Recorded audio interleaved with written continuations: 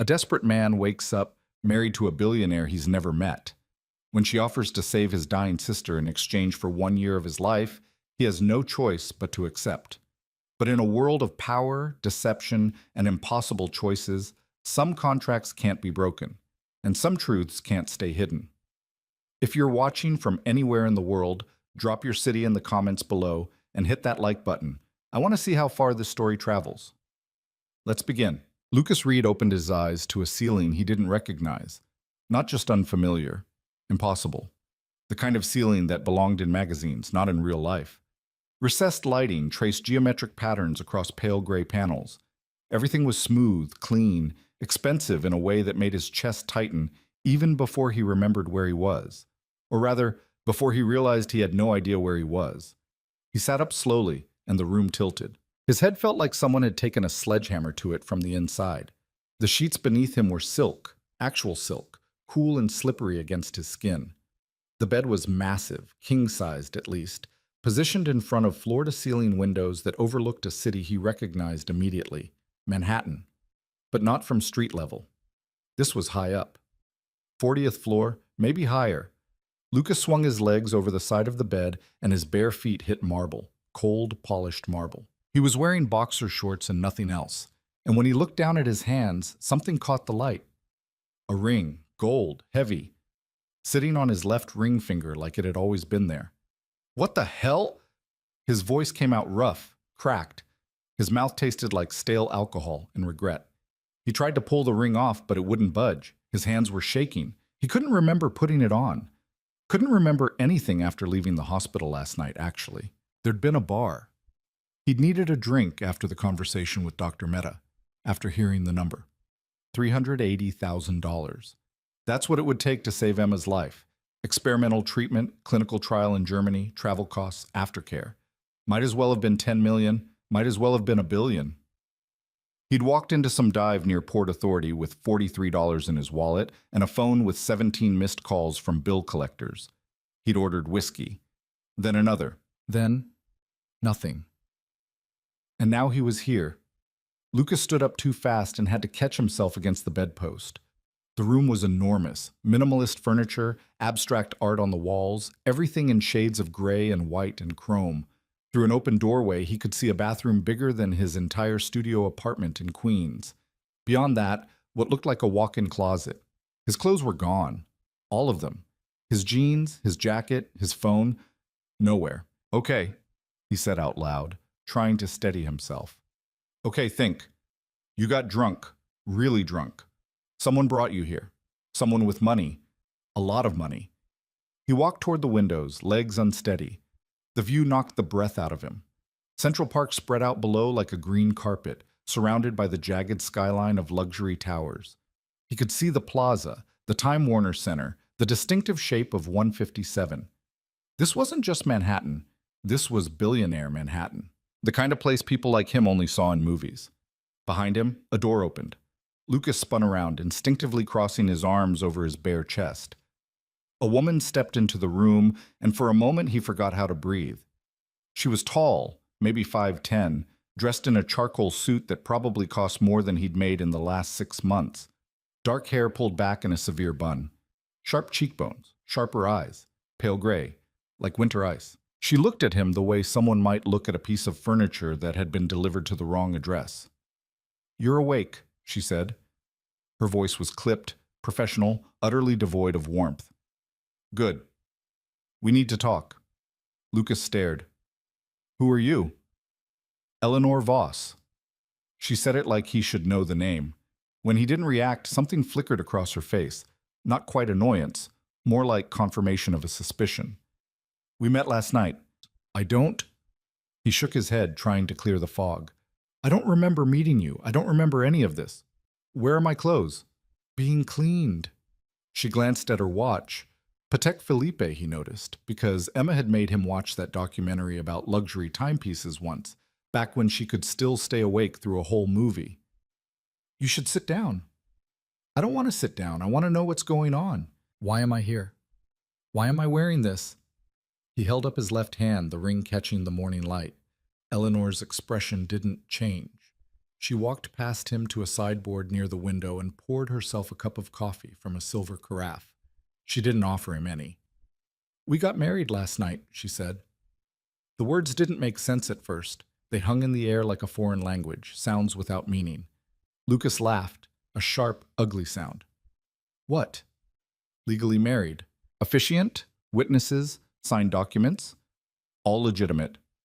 She took a sip of coffee, watching him over the rim. "I have the certificate if you'd like to see it." "That's insane. I would never. I don't even know you." "No, you don't."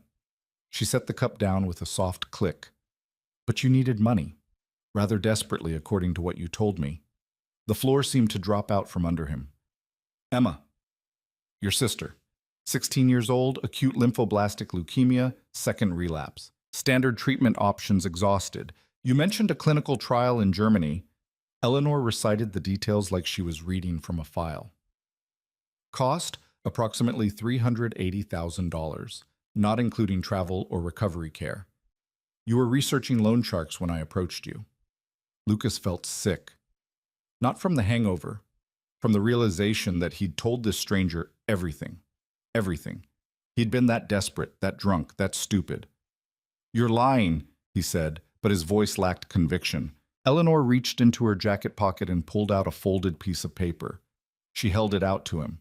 He didn't want to take it, didn't want to see whatever proof she had, but his hand moved on its own, and then he was staring down at an official document from the City of New York, Department of Health, Bureau of Vital Statistics.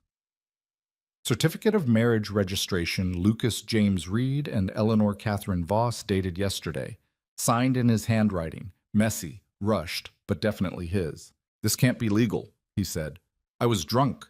You can't. This isn't binding." "You were coherent enough to answer all the required questions. The officiant confirmed your willingness to proceed. I have video footage if needed." She took the certificate back, refolded it precisely. "But I have no interest in keeping you here against your will, Mr. Reed. If you want to leave, the door is behind you. Your clothes will be returned within the hour." Lucas looked at the door, then back at her. "Why? Why what? Why would you marry a random drunk guy from a bar? You're—" He gestured at the penthouse, at her, at everything. "You're obviously rich. You could marry anyone. Why me?" For the first time, something like emotion crossed Eleanor's face. Not much, just a tightening around her eyes, a faint line between her brows. "I needed a husband. Quickly. You needed money. It was a mutually beneficial arrangement." "Beneficial." He laughed again, harsher this time. "Lady, I don't know what kind of game you're playing, but I'm not—" "Your sister has 3 months," Eleanor said quietly. "Maybe 4 if she's lucky. After that, the cancer wins. You know this. Dr. Mehta told you this 2 days ago. I'm offering you a way to save her life." The room went very still. Lucas could hear his own heartbeat, loud and uneven in his ears. "What do you want?" "1 year of your time." Eleanor moved to the windows, her back to him now. Beyond the glass, the city glittered in the morning sun. "We stay married for 1 year. You live here, appear in public with me when necessary. Maintain the appearance of a genuine relationship. In exchange, I will cover all costs related to your sister's treatment, trial enrollment, travel, medical care, recovery, everything. The funds will be placed in an escrow account. You'll have access immediately." Lucas's throat was too tight. "And after a year?" "We divorce. Quietly, cleanly. You walk away with enough money to start over. Your sister will be healthy. Everyone benefits." "Why?" he asked again. "Why do you need this?" She turned back to face him, and for just a moment he saw something beneath the ice. Calculation, yes, but also something else. Desperation, maybe, or determination. Hard to tell with someone who kept their face that carefully blank. "My company is worth $2.3 billion, she said. "My board is considering a merger that would dilute my controlling stake. There are personal complications. Shareholders who believe I'm too young, too unmarried, too female to lead effectively. A husband changes the optics, stabilizes certain perceptions. So I'm a prop. We're both using each other, Mr. Reed. Let's not pretend otherwise." She walked toward him slowly, heels clicking on marble. "The difference is, I'm honest about what I want, And I'm offering you the only chance you have to save the person you love most in the world. So the question isn't why. The question is whether you're brave enough to say yes. She stopped 3 feet away, close enough that he could smell her perfume, something expensive and subtle, barely there. Her eyes met his, and he saw no warmth in them, no kindness, just cold, clear certainty. If I say no, he asked, then you go home. I find another solution, and your sister dies waiting for a miracle that will never come. Lucas looked down at the ring on his finger. Gold, heavy, impossible to remove, like everything else in his life right now, a trap he'd walked into without seeing it coming. Emma's face flashed through his mind, her smile, gap-toothed and bright from before the cancer came back. The way she'd looked yesterday in that hospital bed, so small and gray and tired, 15 pounds lighter than last month, hair gone again from the chemo, telling him it was okay, that he'd done enough, that he should stop worrying. She was lying, of course. She was terrified. He could see it in her eyes every time the doctors left the room. 3 months, maybe 4. I want to see her, he said, today, before I agree to anything. Eleanor nodded once. Understood. I'll have my driver take you, but I need an answer by tonight. Tonight? That's non-negotiable. Every day we wait is a day your sister doesn't have. She checked her watch again. It's 7:42 a.m. I have meetings until 6. We'll discuss terms then. If you agree, the money transfers immediately. If not, you leave and we never speak again. She moved past him toward the door, then paused with her hand on the handle. For what it's worth, Mr. Reed, Lucas, I understand this isn't what you wanted. It isn't what I wanted either. But sometimes the right choice is just the least impossible one. Think about that. Then she was gone, the door closing with a soft, final click. Lucas stood alone in the enormous bedroom, wearing nothing but borrowed shorts and a wedding ring that wouldn't come off. Outside the windows, Manhattan woke up, millions of people starting their days, chasing their dreams, fighting their own battles. None of them knew that somewhere in a penthouse high above Central Park, a man had just sold a year of his life to a stranger. He looked down at his left hand again. The gold band caught the light, throwing tiny reflections across the marble floor. What the hell did I do? He whispered. But he already knew the answer. He'd done what desperate people always do. Whatever it takes. Lucas found his clothes in the walk-in closet. Jeans washed and pressed, t-shirt folded precisely, even his ratty sneakers cleaned until they looked almost new. It felt wrong, having a stranger handle his stuff. Everything about this felt wrong. But he got dressed anyway, because what else was he supposed to do? Walk around Manhattan in boxer shorts? His phone was on the dresser, plugged into a charger he definitely hadn't brought with him. 17 missed calls had become 34, most from the hospital billing department, 3 from his landlord, 2 from Emma. He called her back immediately. She answered on the first ring. Luke? Her voice was soft, tired. He could hear the hospital sounds in the background, monitors beeping, someone's TV playing too loud down the hall, the squeak of nurses' shoes on linoleum. Hey, Em. Sorry I didn't call back last night. He stopped. How was he supposed to explain this? Something came up. Are you okay? I'm fine. Where are you? You sound weird. It's complicated. Listen, I'm coming to see you today. Soon. There's something I need to talk to you about. Luke. Her voice changed, got that edge it always had when she was trying to be brave. If this is about the trial, you don't have to... Just wait until I get there, okay? Don't make any decisions yet. Silence. Then, you found the money. It wasn't a question. She knew him too well, knew what he'd been trying to do, scraping together pennies while she lay in that bed watching her future disappear. Maybe, he said, I'll explain when I see you. Luke Reed, if you did something stupid, would I do something stupid? Yes, constantly. It's like your defining characteristic. Despite everything, he smiled. That was Emma, dying of cancer and still giving him shit. God, he loved her. She was the only good thing he'd ever done with his life. Their parents were gone, car accident when she was 8 and he was 22. He'd become her guardian because there was no one else, and for 7 years he'd tried his best. Worked 3 jobs at once sometimes, slept 4 hours a night, Gave up college and career plans and anything resembling a future because she was his responsibility, his kid sister, his whole world. And now she was dying, and he'd married a stranger to save her. I'll be there soon, he said. Love you. Love you too. But if you robbed a bank or something, I'm not bailing you out. Noted. He hung up and stood there for a moment, staring at nothing. The penthouse was too quiet, too perfect. Like a museum where someone had forgotten to put in any actual life. There was a soft knock at the bedroom door. Mr. Reed? A woman's voice, unfamiliar. I'm Diana, Miss Voss's assistant. I'll be driving you to the hospital whenever you're ready. Lucas opened the door. Diana was maybe 40, dressed professionally but not intimidatingly so. Navy pantsuit, practical heels, kind eyes behind wire-rimmed glasses.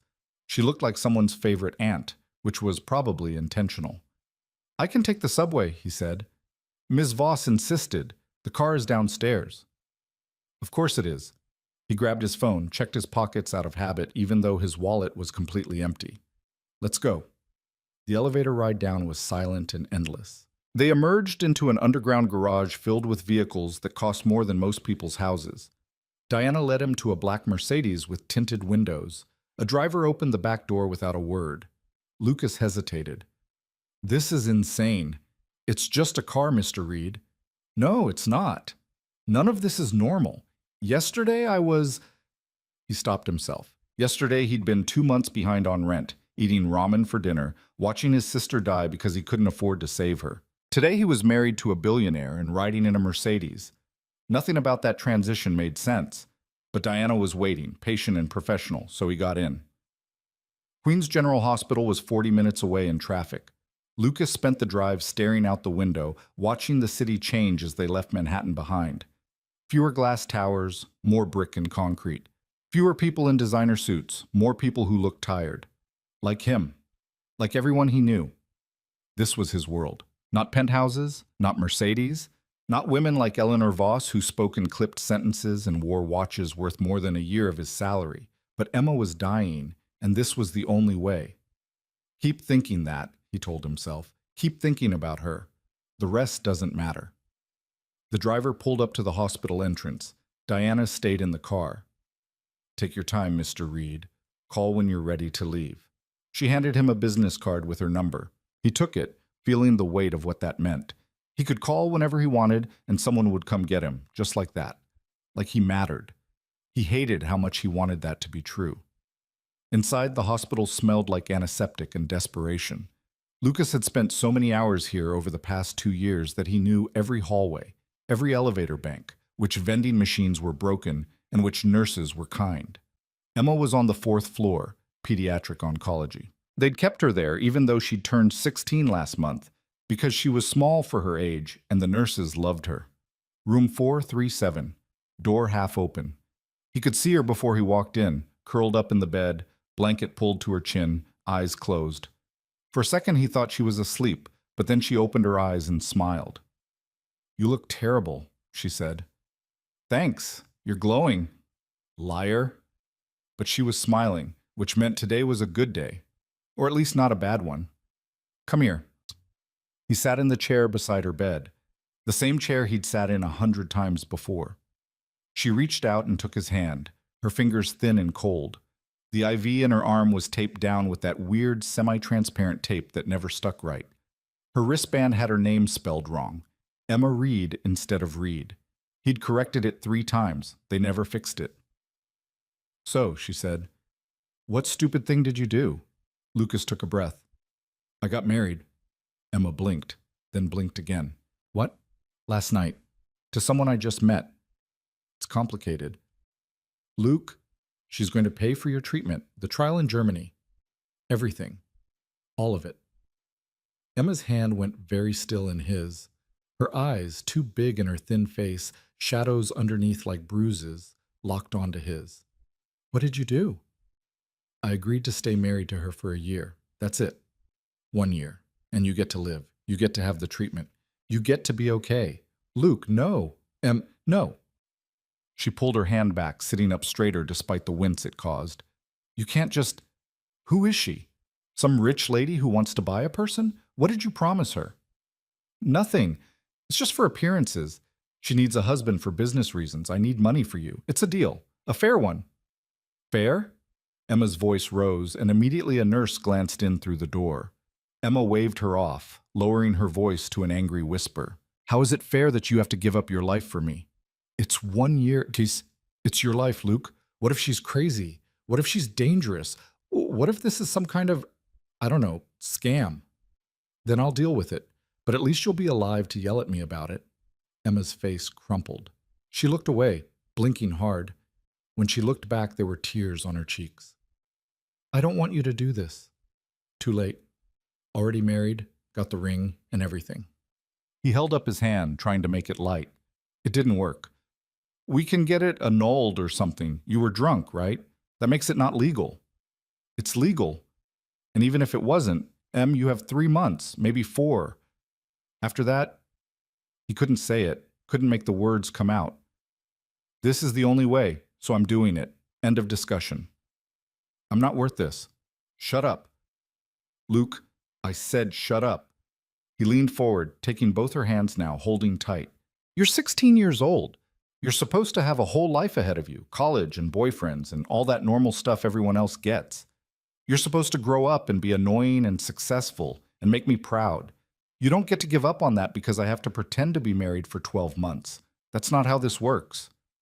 Emma was crying for real now, silent tears that she tried to wipe away with the back of her hand. I'm scared. Me too. But we're doing it anyway. What if the treatment doesn't work? Then at least we tried. At least we know we did everything possible.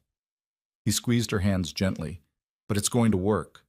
You're going to be fine. And in a year you'll be healthy, and I'll be single again, and we can both laugh about that time I married a stranger to save your life.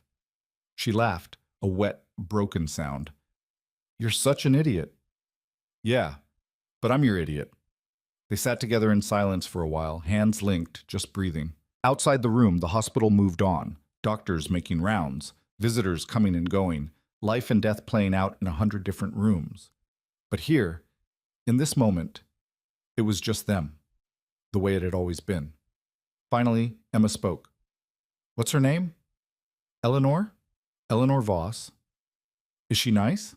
Lucas thought about cold gray eyes and clipped sentences and a handshake that felt like a business transaction.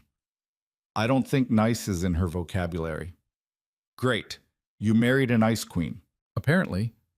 Do you have to, love her? Is that part of the deal? No. We just have to look married in public. The rest is up to us. Emma considered this. Can I meet her? Why? Because if you're doing this for me, I want to know who she is. I want to make sure she's not going to hurt you. Lucas wanted to argue, but what was the point? Emma would insist, and honestly, maybe it wasn't a bad idea. If Eleanor was going to be part of their lives for the next year, Emma deserved to know who she was dealing with. I'll ask, he said. They talked for a while longer, about the treatment timeline, about logistics, about how they'd handle the travel to Germany. Dr. Mehta came by around noon with paperwork for the trial enrollment. Her eyes went wide when Lucas told her the funding had been secured. All of it? She asked. All of it. Wire transfer, escrow account, everything official. We can start the process immediately. Dr. Mehta looked at Emma, then at Lucas, then back at Emma. How did you... Got lucky, Lucas said before she could finish the question. Dr. Mehta didn't push. She was a good doctor, kind but practical. She'd seen enough desperate families to know when not to ask questions. I'll get the enrollment started today. Emma, we'll need to run a full workup this week to make sure you're stable enough for travel. The trial coordinator in Germany will need all your recent scans and blood work. If everything looks good, you could be there within 2 weeks. 2 weeks. That fast. Lucas felt dizzy. Emma was nodding, asking questions about the treatment protocol, about side effects and success rates, and what the recovery timeline looked like. She was trying to be strong, trying to be practical, but Lucas could see the hope in her eyes, bright and fragile and terrifying. What if it didn't work? What if he'd sold a year of his life for nothing? Stop it, he told himself. You made the choice. Now you live with it. Dr. Mehta left them with a stack of forms to review. Emma immediately started reading through them, her brow furrowed in concentration. She'd always been like this, determined to understand everything, to be part of every decision. Even now, dying, she refused to just be a patient. She was still herself. Lucas pulled out his phone and sent a text to the number Diana had given him. "Ready when you are." The response came back in seconds. "Be there in 10." He stayed with Emma until the Mercedes pulled up outside. She'd fallen asleep again, the forms scattered across her lap. He gathered them carefully, stacked them on the bedside table, pulled the blanket up to her shoulders. She looked so young when she slept, so small. "I'll fix this," he whispered. "I promise." She didn't answer, just kept breathing, slow and steady. Outside, Diana was waiting by the car. She didn't ask how it went, just opened the door and let him slide into the back seat. "Ms. Voss asked me to bring you to her office," she said as they pulled into traffic. "She'd like to finalize the agreement before the end of the business day." "What kind of agreement? I thought we already—" He gestured at his ring. "The marriage certificate is legal, but there are additional terms to discuss. Finances, living arrangements, public appearances, duration, dissolution procedures, standard prenuptial matters, essentially." "A prenup after the wedding. That's not how it usually works." Diana smiled slightly.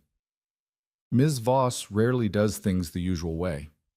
That, Lucas was beginning to understand. They drove back into Manhattan, but this time they went further south into the financial district. The car pulled up in front of a glass tower that looked like it was made entirely of mirrors. Voss Industries, the sign read in sleek chrome letters. Diana led him through a lobby that could have doubled as an art gallery. Marble floors, abstract sculptures, security guards in suits that probably cost more than Lucas's entire wardrobe. They took an elevator to the 43rd floor where the doors opened onto a reception area that screamed money and power. "Mr. Reed," the receptionist said without looking up from her computer. "Ms. Voss is expecting you. Conference room 3. Diana pointed him down a hallway lined with photographs of Eleanor at various corporate events, shaking hands with politicians, cutting ribbons, speaking at conferences. In every picture, she wore the same expression: controlled, confident, untouchable. Conference room 3 had windows overlooking the harbor. Eleanor stood at the far end of a long glass table talking on her phone. She glanced up when he entered, held up one finger, "Wait," and continued her conversation. "I understand your concerns, Robert, but the timeline is non-negotiable. If the board wants to see the merger projections, they'll have them by Friday. Yes, I'm aware of the risk. That's why I'm handling it personally." She hung up without saying goodbye and turned to Lucas. "Sit." It wasn't a request. He sat. Eleanor took the chair at the head of the table and slid a manila folder across to him. "This is the agreement. Read it carefully. Ask questions if anything is unclear." Lucas opened the folder. Inside was a document that looked like it had been written by lawyers who billed by the word. "Terms and conditions of marital arrangement," the header read. Below that, pages and pages of dense legal text. "Can you summarize?" he asked. "You'll live in the penthouse for the duration of our arrangement. Your sister will receive full medical coverage, treatment, travel, recovery, follow-up care, everything. I'll provide a monthly stipend of $5,000 for personal expenses. You'll attend public events with me as needed, roughly twice a month. We'll maintain separate bedrooms. At the end of 1 year, we divorce. You'll receive a settlement of $200,000.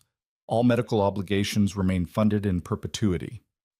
Lucas stared at the document. $200,000. That was more money than he'd made in his entire life combined. "This is real," he said slowly. "Very real." "Why so much?" "The settlement, I mean. You could probably pay someone a lot less to pretend to be your husband." Eleanor folded her hands on the table. "Because I'm asking you to give up a year of your freedom. That has value. And because when this is over, you'll need capital to restart your life. Consider it fair compensation." "Nothing about this is fair." "Perhaps not, but it's what we have." She pulled a pen from her jacket pocket and set it beside the folder. "Sign the last page. We'll have it notarized immediately." Lucas picked up the pen. It was heavy, expensive, probably worth more than his security deposit. His hand hovered over the signature line. "What if I can't do this?" he asked quietly. "What if I'm not good enough at pretending?" For the first time, Eleanor's expression softened. Not much, just a fraction. Then we'll figure it out. I'm not asking you to be someone you're not, Lucas. I'm asking you to show up and try. That's all. He thought about Emma in that hospital bed, about the hope in her eyes, about 3 months, maybe 4. He signed. Eleanor took the document, checked the signature, and pulled out her phone. Diana, bring the notary. Then to Lucas. It'll take 15 minutes to process. After that, the money transfers to the escrow account. You'll have access by tomorrow morning. That fast? I don't do anything slowly. They sat in silence while they waited. Lucas looked out at the harbor, at the boats moving across the water, at the Statue of Liberty small and distant on the horizon. Everything felt surreal, like he was watching his life happen to someone else. The notary arrived, an older man with a briefcase and an official stamp. He verified their identities, watched them both sign additional paperwork, added his seal. 10 minutes, start to finish. Then he was gone, and Lucas was legally bound to a woman he'd known for less than 12 hours. Eleanor stood. You should go back to the penthouse. Diana will help you get settled. I have meetings until 9, but I'll be home after that. We can discuss house rules then. House rules? Privacy, boundaries, expectations? We're living together, Lucas. We need to establish parameters. Right. Because this was a business arrangement, not a marriage. Not really. Okay, he said. He stood to leave, but Eleanor's voice stopped him. One more thing. He turned back. She was standing by the windows now, backlit by the afternoon sun, her face in shadow. Thank you, she said quietly, for agreeing to this. I know it's not easy. I know you're doing it for the right reasons. So, thank you. It was the first genuine thing she'd said to him. The first moment where the ice cracked just enough to show something human underneath. You're saving my sister's life, Lucas said. I think I'm the one who should be saying thank you. Eleanor nodded once. Then the moment passed, and she was all business again. Diana will handle everything. I'll see you tonight. Dismissed. Lucas left the conference room, found Diana waiting in the hallway, let her guide him back to the car. The city rushed past the tinted windows, people living their normal lives, unaware that somewhere above them, 2 strangers had just signed away a year of their futures. When they got back to the penthouse, Diana showed him which rooms were his. The bedroom he'd woken up in, a bathroom, a small study.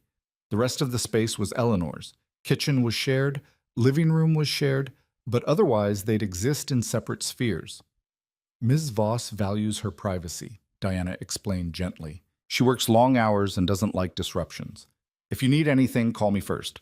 Don't call her directly unless it's an emergency. Got it. I'm the invisible husband. You're the husband she chose. There's a difference. Diana handed him a credit card. For expenses, food, clothing, transportation, whatever you need. The PIN is your birth date. Lucas stared at the card. Black, heavy, embossed with his name. Lucas Reed. Like he belonged here. I don't know how to do this, he said. Nobody does at first. You'll learn. Diana smiled. And for what it's worth, Mr. Reed, she could have married anyone.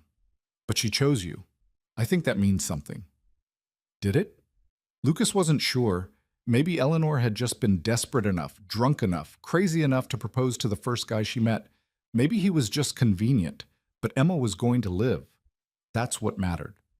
Diana left him alone in the penthouse. He stood in the middle of the enormous living room, feeling like an imposter in a space he didn't belong. Through the windows, the sun was setting over Central Park, painting the sky in shades of orange and gold. His phone buzzed. A text from an unknown number. Wire transfer confirmed. Escrow account active. All funds available for medical disbursement. Eleanor. It was real. All of it. Emma was going to Germany. She was going to get the treatment. She was going to live. Lucas sank onto the couch, some designer piece that probably cost more than a car, and put his face in his hands. He didn't cry. Couldn't afford to fall apart now. But God, he wanted to. He'd sold a year of his life to a stranger. He just hoped it would be enough. Eleanor came home at 9:47 p.m. Lucas heard the front door open from where he'd been sitting in the study, staring at his laptop screen without really seeing it. He'd spent the last 3 hours researching her. Eleanor Catherine Voss, CEO of Voss Industries, youngest woman to ever lead a Fortune 500 tech company, estimated net worth $2.3 billion, named one of Forbes' most powerful women under 40. There were hundreds of photos. Eleanor at charity galas, Eleanor testifying before Congress about data privacy, Eleanor shaking hands with the president. In every single picture, she looked exactly the same, controlled, untouchable, like nothing could crack that perfect surface. Her footsteps moved through the penthouse, heels on marble, precise and measured. A pause in what he assumed was the kitchen, the clink of glass, then silence. Lucas waited, unsure if he was supposed to go out there or stay hidden. Diana hadn't exactly provided a rule book for how to act around your fake wife. After 10 minutes of sitting there like an idiot, he stood up and walked out. Eleanor was in the living room, standing by the windows with a glass of wine. She'd taken off her suit jacket and loosened her hair from that severe bun. It fell just past her shoulders, dark and straight. She looked almost human like this. Almost. "You're still awake," she said without turning around. "Didn't know if I was supposed to wait up or not." "You're not required to do anything except exist here. That's the arrangement." She took a sip of wine, finally glancing at him. "Did Diana get you settled?" "Yeah, she was helpful." "Good. She's efficient." Silence stretched between them, awkward and heavy. Lucas shoved his hands in his pockets. "So, house rules." Eleanor set her glass down on a side table and faced him fully. "Right. First, I work long hours. Most nights I won't be home until 9 or later. Weekends I often work from here. I prefer quiet when I'm working. No loud music, no guests without advance notice. I don't have any friends to invite over anyway." Something flickered across her face, surprise, maybe, or pity. She covered it quickly. "Second, your bedroom and the study are your private spaces. I won't enter without permission. The same applies to my wing of the penthouse. Shared spaces are fair game, but clean up after yourself. I'm not a slob. Third, public appearances. I'll give you at least 48 hours notice before any event. Diana will coordinate wardrobe and briefing materials. You'll need to look the part. Successful, comfortable, like you belong. Can you do that?" Lucas bristled. "I can pretend to be rich if that's what you're asking." "I'm asking if you can be convincing. There's a difference." Eleanor crossed her arms. "My board is already suspicious. Some of them think I'm too young, too female, too unmarried to handle a company this size. This marriage is supposed to stabilize their confidence, not make things worse. If we look fake, if you look uncomfortable or out of place, it defeats the purpose. Then maybe you should have married someone from your world instead of some broke guy from Queens." "Maybe." She didn't deny it. "But I didn't. I married you, so we work with what we have." Lucas walked to the windows, needing distance. The city spread out below them, millions of lights against the dark. Somewhere down there was his studio apartment with the broken radiator and the landlord who wanted him gone. Somewhere down there was Emma's hospital, where she was probably sleeping right now, dreaming about a future she might actually get to have. "I'll be convincing," he said quietly. "I'll play the part. I'll make them believe it." "Good." Eleanor picked up her wine again. "Fourth, Emma." He turned sharply. "What about her?" "She'll be leaving for Germany soon. You'll want to visit before she goes. I've arranged for a private jet to take you both to Frankfurt when the time comes. Diana will handle logistics." Lucas stared. "A private jet?" "Commercial travel is complicated with medical equipment and personnel. Private is simpler." She said it like it was nothing, like chartering a jet was as casual as calling an Uber. "While she's in treatment, you can visit as often as you want. I'll cover all travel expenses." "That's not in the contract. Consider it a courtesy." Eleanor's voice softened slightly. "She's 16 and terrified. She should see her brother." For a moment, Lucas didn't know what to say. This woman who seemed made of ice and calculation had just offered something she didn't have to, something kind. "Thank you," he managed. Eleanor nodded once and moved toward the hallway leading to her wing. "I'm going to bed. There's food in the refrigerator if you're hungry. Help yourself to anything." "Eleanor." She paused, one hand on the wall. "Why me?" Lucas asked. "Really? You could have hired an actor, someone trained to play a part, someone who wouldn't ask questions. Why pick a random drunk guy from a bar?" She was quiet for a long moment, her back still to him. When she spoke, her voice was different. Tired, maybe, or just honest. Because actors want something from you. They want connections, opportunities, a foot in the door. You just wanted to save your sister. That's simple, clean, no hidden agendas. She looked back at him, and in the dim light, her eyes didn't look quite so cold. And because when I asked if you'd do anything to save her, you said yes without hesitation. That kind of loyalty is rare. I needed someone I could trust not to sell me out the moment things got difficult. You don't know me. How do you know you can trust me? I don't, but I'm betting on desperation being a stronger motivator than greed. She smiled slightly, but there was no warmth in it. Prove me right, Lucas. Good night. Then she was gone, disappearing into the shadows of the penthouse like a ghost. Lucas stood alone in the living room, her words echoing in his head. Betting on desperation. That's all he was to her. A calculated risk, a business decision made in the same cold logic she probably used for everything else. He should have been angry, should have felt insulted, but instead he just felt tired. He went back to his room, lay down on sheets that cost more than his monthly rent, and stared at the ceiling until sleep finally came. The next week passed in a blur of paperwork and preparation. Emma's enrollment in the German trial moved forward with a speed that would have been impossible without Eleanor's money. Dr. Mehta coordinated with specialists in Frankfurt, arranged for Emma's medical records to be transferred, scheduled the preliminary scans and blood work. Within 5 days, they had a departure date, next Thursday. Lucas spent every afternoon at the hospital, sitting with Emma while she worked through her anxiety about traveling, about the treatment, about leaving the only home she'd ever known. She tried to be brave about it, but he could see the fear underneath. What if I don't come back? She asked one afternoon, her voice small. Lucas took her hand. You're coming back. But what if... look at me. He waited until her eyes met his. You're going to get on that plane, you're going to Germany, you're going to get the treatment, and then you're going to come home healthy and drive me crazy for the next 60 years. That's how this goes. You don't know that. I know you're the toughest person I've ever met. I know you've survived 2 rounds of chemo that would have killed most people. I know you're not giving up now. He squeezed her hand gently. And I know I'm going to be there with you every step. You're not doing this alone. Emma's eyes filled with tears. I'm scared, Luke. Me too. But we're doing it anyway. She nodded, wiping her face with the back of her hand. Okay. Dr. Mehta came by later with the final travel arrangements. Emma would fly out Thursday morning on Eleanor's private jet, accompanied by a medical team and Lucas. They'd spend 2 weeks in Frankfurt getting Emma settled and starting the first phase of treatment. Then Lucas would return to New York for a few days before flying back.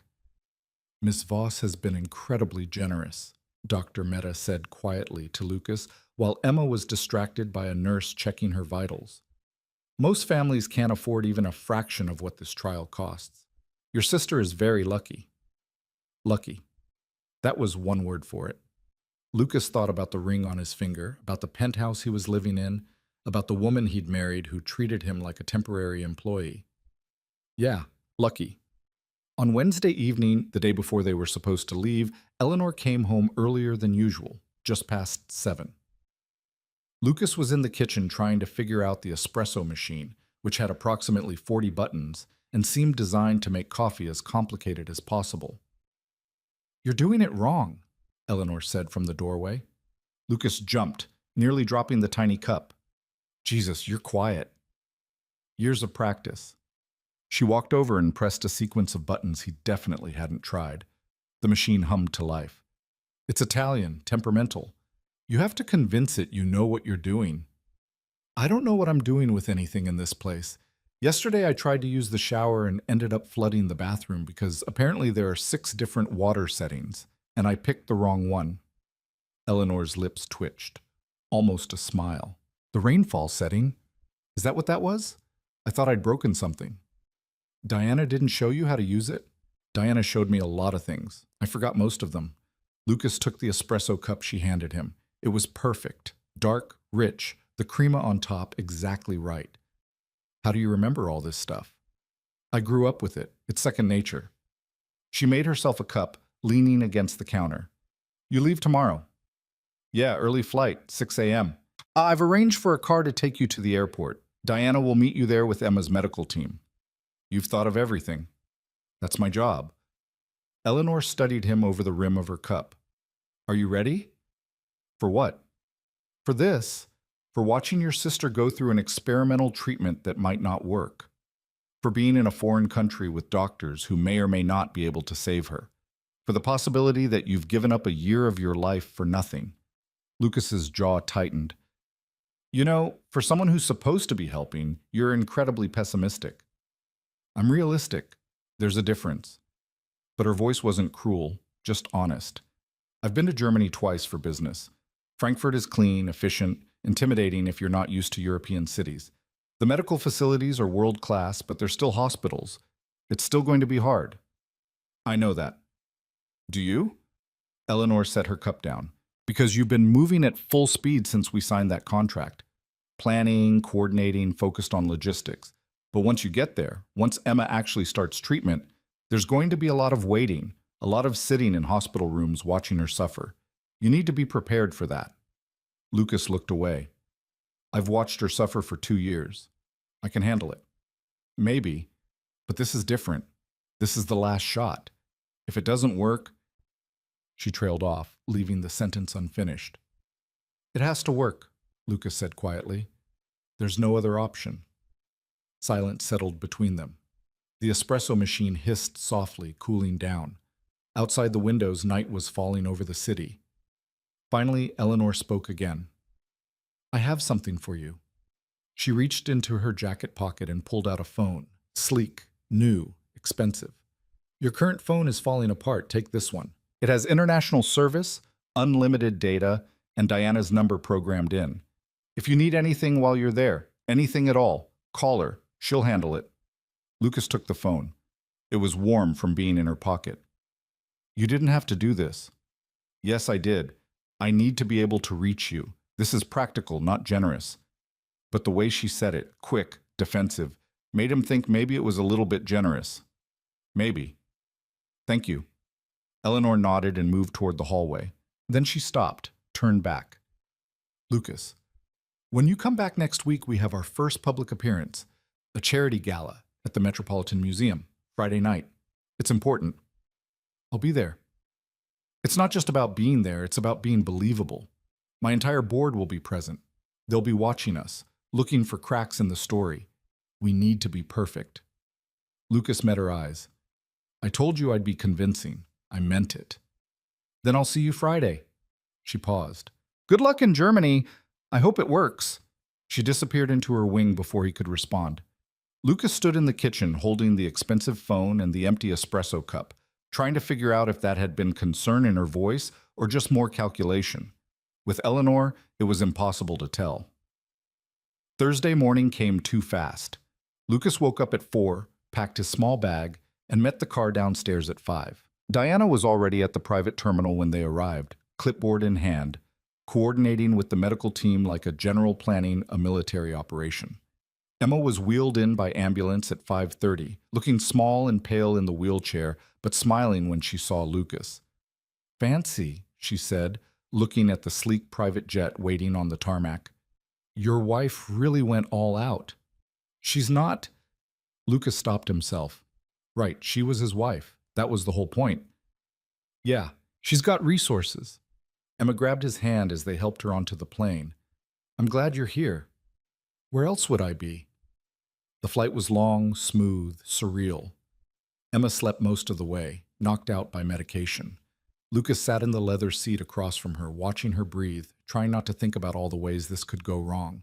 The medical team, 2 nurses and a physician's assistant, monitored her vitals constantly, professional and calm. Diana had stayed in New York, but had arranged everything perfectly. There was food, water, blankets, anything they could need. They landed in Frankfurt just after noon local time. A car was waiting, and within an hour Emma was being admitted to the university hospital, where Dr. Klaus Weber, the trial's lead investigator, met them personally.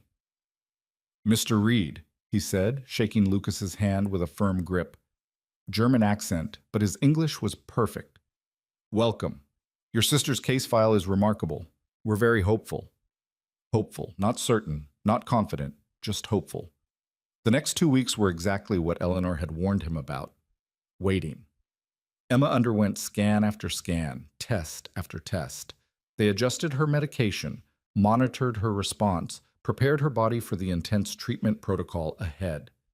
Lucas stayed in a hotel 3 blocks from the hospital, courtesy of Eleanor's credit card, and spent every waking hour in Emma's room. She was brave about it, but he could see the toll it took. The fear when they wheeled her into the MRI machine. The exhaustion after each blood draw. The quiet moments when she thought he wasn't looking and let her mask slip. On the 10th day, Dr. Weber started the first round of treatment. Lucas held Emma's hand while they inserted the IV, while the experimental drug dripped into her veins, while she tried not to cry from the pain that came after. "I'm okay," she kept saying. "I'm okay." She wasn't okay, but she was alive, and that was enough. Lucas called Diana twice that week, once to extend his hotel stay and once to ask about Emma's follow-up appointments. Both times, Diana handled everything smoothly, efficiently. He didn't call Eleanor, didn't even text. She'd made it clear this was a business arrangement, and business didn't require check-ins. But on the 14th night, after Emma had finally fallen asleep, and Lucas was sitting in his hotel room staring at nothing, his phone buzzed. A text from Eleanor. "How is she?" Lucas stared at the screen for a long moment before typing back. "Holding on. Treatment is rough, but she's tough."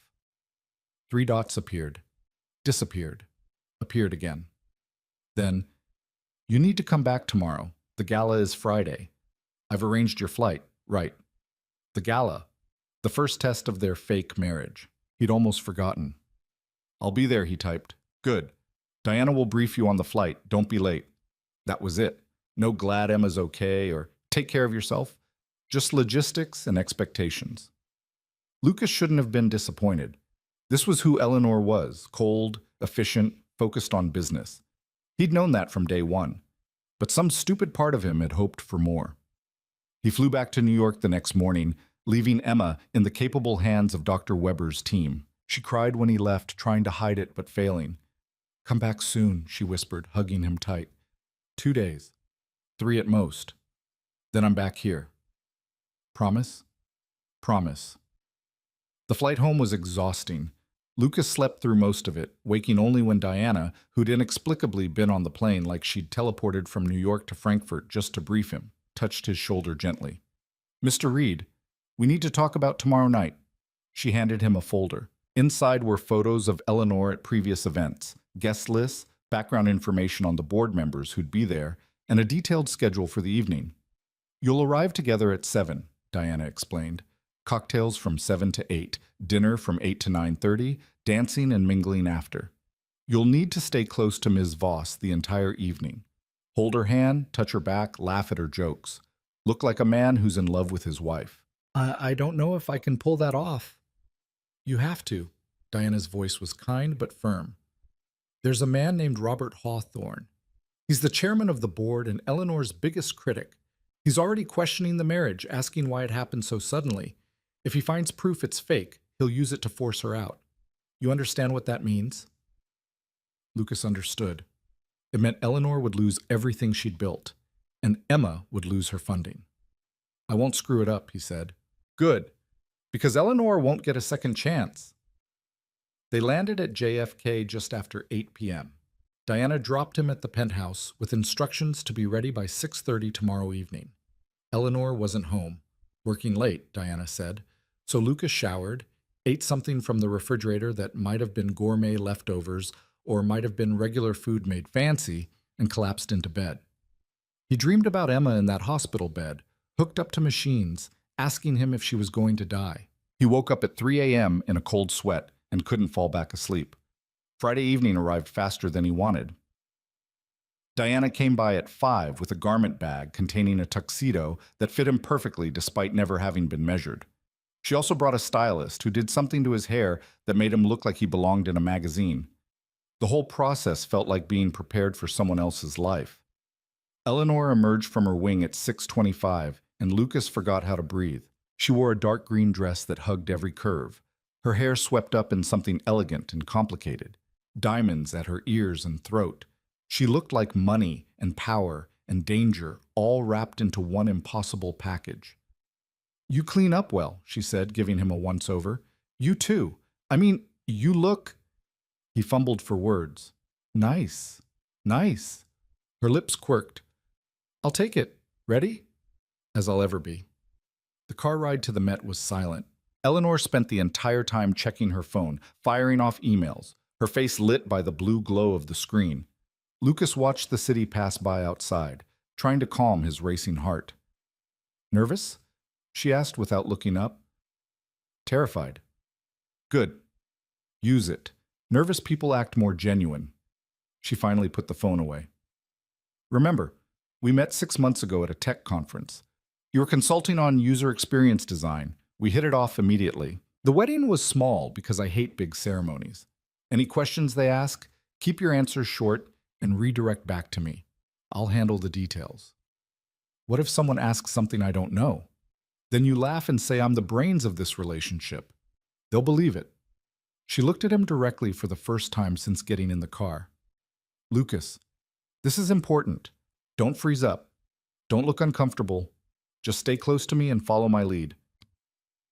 The car pulled up to the museum. Through the windows, Lucas could see the red carpet, the photographers, the crowd of beautiful people in expensive clothes. His stomach dropped. "I can't do this," he said. "Yes, you can." "Eleanor, I don't belong in there." She reached across the seat and took his hand. Her fingers were cold, her grip firm. "Listen to me. You're not Lucas Reed from Queens tonight. You're Lucas Reed, husband to Eleanor Voss, consultant, someone who has every right to be here. You believe that? They'll believe it. Understand?" He looked down at their joined hands. Her wedding ring matched his. Simple gold, elegant, like they'd chosen them together. "Okay," he said quietly. "Good." She squeezed once, then let go. "Let's go show them what a perfect marriage looks like." The door opened. Camera flashes exploded like lightning. Eleanor stepped out gracefully, and Lucas followed, his heart pounding so hard he thought everyone could probably hear it. She waited for him on the red carpet, and when he reached her side, she slid her arm through his like it was the most natural thing in the world, like they'd done this 1,000 times. "Smile," she murmured, "and whatever you do, don't let go." So Lucas smiled, and didn't let go, and stepped into a world where one wrong move could cost them everything. The cameras kept flashing as they walked through the entrance of the Metropolitan Museum. Lucas kept his expression neutral, the way Eleanor had told him to. But inside he was screaming. Every face they passed looked like it cost $1 million to maintain. Every conversation he overheard was about mergers, acquisitions, stock prices, things he had no context for. This wasn't his world. This wasn't even his galaxy. Eleanor's hand tightened on his arm. A warning. Stay focused. They entered the Great Hall, and Lucas's breath caught. The space had been transformed into something out of a movie.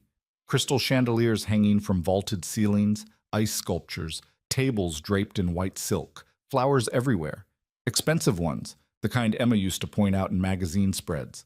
Hundreds of people in tuxedos and gowns moved through the space like they owned it. Maybe they did. "Eleanor!" A woman in a silver dress swept toward them, champagne glass in hand. "Darling, you look stunning, and this must be the mysterious husband we've all been dying to meet." Eleanor's smile was perfect. Warm, but not too warm. Professional. "Catherine, this is Lucas." "Lucas, Catherine Whitmore. She sits on our board." Catherine extended her hand and Lucas shook it, trying to match her confident grip. "Pleasure to meet you, Mrs. Whitmore." "Please, Catherine." She looked him up and down with the kind of assessment that made him feel like a car being inspected before purchase. "So tell me, how did you two meet? Eleanor's been so secretive about the whole thing." Eleanor's hand moved to the small of Lucas's back, a gesture that looked affectionate but felt like another warning. "At a tech conference in San Francisco," she said smoothly. "Lucas was consulting on user interface design. We ended up in the same panel discussion and argued about data visualization for 45 minutes. "Argued?" Catherine raised an eyebrow.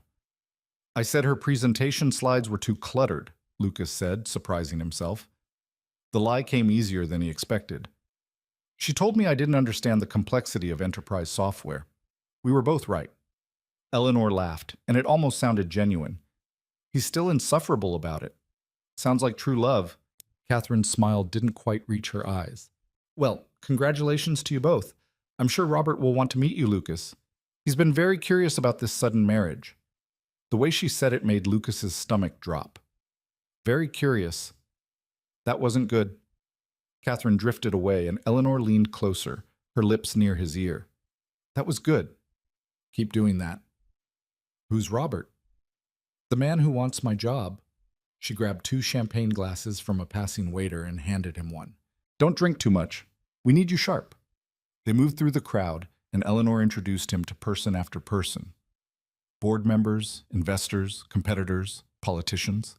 Lucas shook hands until his palm hurt, smiled until his face felt frozen, made small talk about things he barely understood.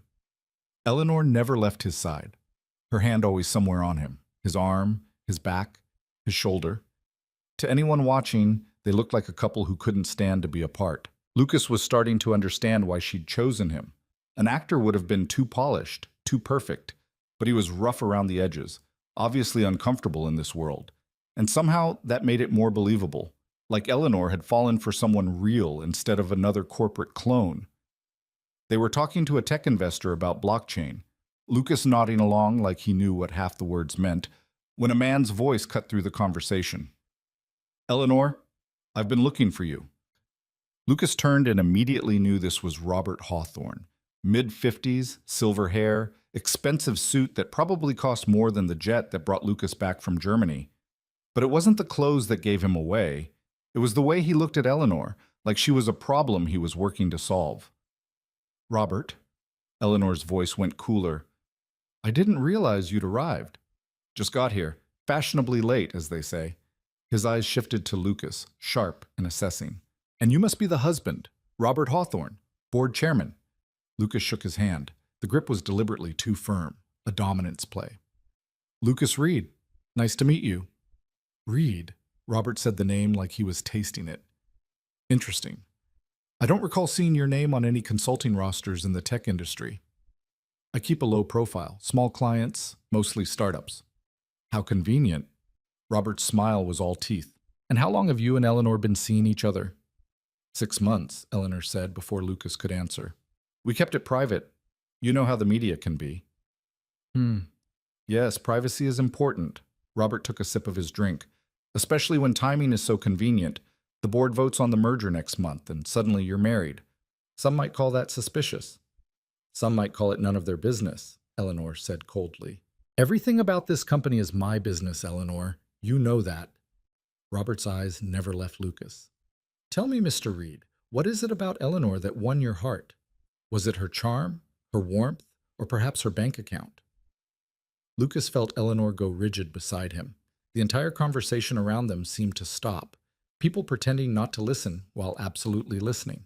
He could have played it safe, could have stammered something generic and let Eleanor handle it. But looking at Robert's smug face, at the way he was trying to humiliate both of them, something snapped. You want the truth? Lucas said quietly. The first time I met Eleanor, I thought she was the coldest person I'd ever encountered. No small talk, no warmth, just straight to business. And I'm not going to lie, it was intimidating as hell. Robert's smile widened. He thought he'd won. But then she started talking about her work, Lucas continued. About the company she built from nothing, about fighting every day to prove she belonged in rooms full of men who wanted her to fail. And I realized the coldness wasn't who she was. It was armor, protection against people who take any weakness and use it to destroy her.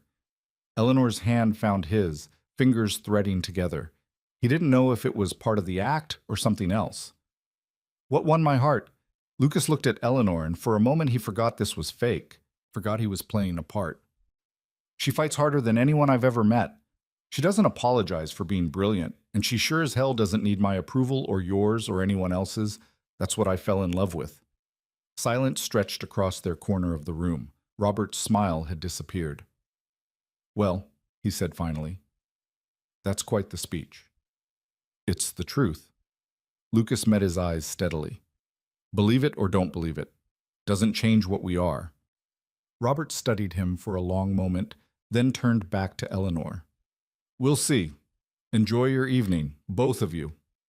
He walked away, and the crowd slowly resumed their conversations. Lucas realized he was still holding Eleanor's hand. He started to pull away, but she held on. Don't, she murmured. Not yet. They're still watching. So they stood there, hands linked, while people pretended to mingle and actually gossiped. Lucas could feel the weight of their stares, their judgment, their speculation. Did I just make everything worse? He asked quietly. No. Eleanor's voice was strange, softer than usual. You did exactly right. A bell chimed, signaling dinner. Eleanor led him toward the dining room, still holding his hand. They were seated at a table with 6 other people, more board members, more tests, more performance. Lucas made it through 3 courses of food he couldn't identify, answered questions about his background with carefully constructed lies, laughed at jokes that weren't funny. Eleanor played her part perfectly, touching his arm when she made a point, leaning close to whisper comments about the other guests, looking at him like he was the most interesting person in the room. By the time dessert arrived, Lucas's face hurt from smiling. After dinner came dancing. The orchestra started playing something classical and elegant, and couples moved onto the floor. Eleanor stood, offering her hand. I don't know how to dance, Lucas said. I'll lead. Just follow. They moved onto the floor, and Eleanor placed his hand on her waist, took his other hand in hers, and started guiding him through the steps. Lucas stumbled twice in the first 30 seconds. Sorry, he muttered. Stop apologizing. You're doing fine. She moved closer, making the steps smaller, easier to follow. Just listen to the music, feel the rhythm. Lucas tried. He really did. But he was hyper-aware of everything, her hand in his, the silk of her dress under his palm, the way she smelled like something expensive and subtle. Other couples swept past them, graceful and practiced. He felt like an idiot. What you said to Robert, Eleanor said quietly. Did you mean any of it? Does it matter? I'm curious. Lucas met her eyes. This close, he could see flecks of darker gray in the lighter shade, like storm clouds. Some of it, the part about you fighting harder than anyone I've met, that's true. The rest was just good acting. You're a better actor than I expected. Yeah, well, desperation makes you good at a lot of things. Something flickered across her face. Hurt, maybe. But it was gone before he could be sure. Right, of course. The song ended and another one started. Eleanor pulled away slightly. We should mingle more. There are people I need you to meet. They spent the next hour working the room. Lucas met so many people his brain stopped retaining names. Everyone wanted to know about him, about them, about how this supposedly successful consultant had stayed so far under the radar. Eleanor deflected most of the questions, but Lucas could feel the suspicion building. These people weren't stupid. They knew something was off. Around 11, Lucas excused himself to find a bathroom. He needed a break from the performance, from the constant scrutiny, from pretending to be someone he wasn't. The bathroom was mercifully empty. All marble and gold fixtures and mirrors that showed him exactly how exhausted he looked. He splashed cold water on his face, careful not to ruin whatever the stylist had done to his hair. When he came out, a man was waiting in the hallway. Not Robert this time. Someone younger, maybe early 40s, with sharp features and calculating eyes. Mr. Reed, mind if we talk? Lucas's defenses went up immediately. Depends on what about. I'm Marcus Webb. I work in private investigations. He handed Lucas a business card. I've been hired to look into your marriage to Ms. Voss. Lucas's blood ran cold. By who? That's confidential. But I wanted to give you a heads up, professional courtesy. I'm very good at what I do. If there's anything to find, I'll find it. Marcus smiled, but it was all edges. So if this marriage isn't what it appears to be, you might want to come clean now, save everyone the trouble. It's exactly what it appears to be. Is it? Marcus tilted his head. Because I've done some preliminary research. You were broke 3 weeks ago, behind on rent, behind on bills, sister dying of cancer, then suddenly you're married to a billionaire and all your problems are solved. That's quite the fairy tale. Lucas forced himself to stay calm. Sometimes people get lucky. Luck. Right. Marcus pocketed his hands. Here's what I think. I think Ms. Voss needed a husband for business reasons and you needed money.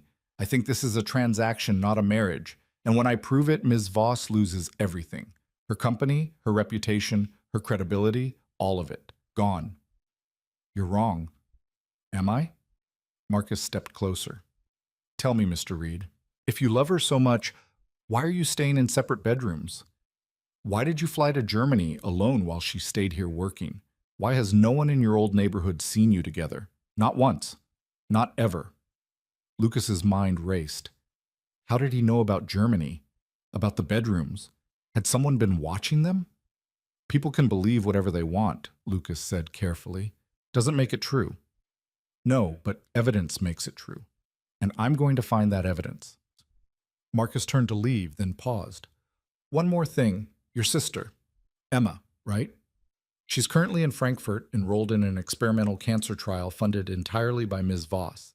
Must be nice having a billionaire pay your family's medical bills. Some might call that a conflict of interest.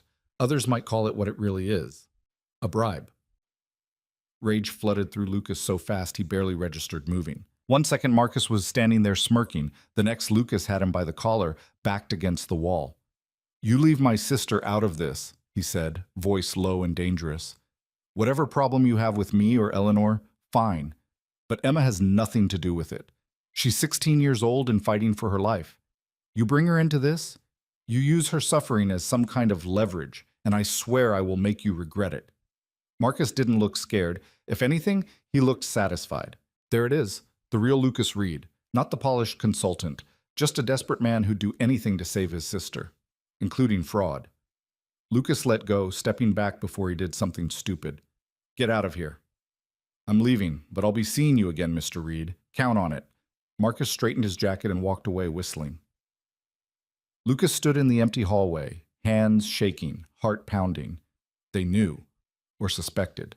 And if this Marcus Webb was as good as he claimed, it was only a matter of time before he found proof. Lucas needed to tell Eleanor, needed to warn her. But when he got back to the main room, he couldn't find her. He searched the crowd, panic rising, until finally he spotted her on a balcony overlooking the museum's sculpture garden. She was alone, standing at the railing, her back to the party. He stepped outside. The night air was cool, almost cold. Eleanor didn't turn around. We have a problem, Lucas said. I know. Robert hired a private investigator. Her voice was flat. Marcus Webb, former FBI, very expensive, never fails a case. How do you... Catherine told me. Apparently she thought I should know what Robert's planning. Eleanor finally turned to face him, and her careful mask had cracked. She looked tired, scared. He's going to tear apart our lives, Lucas.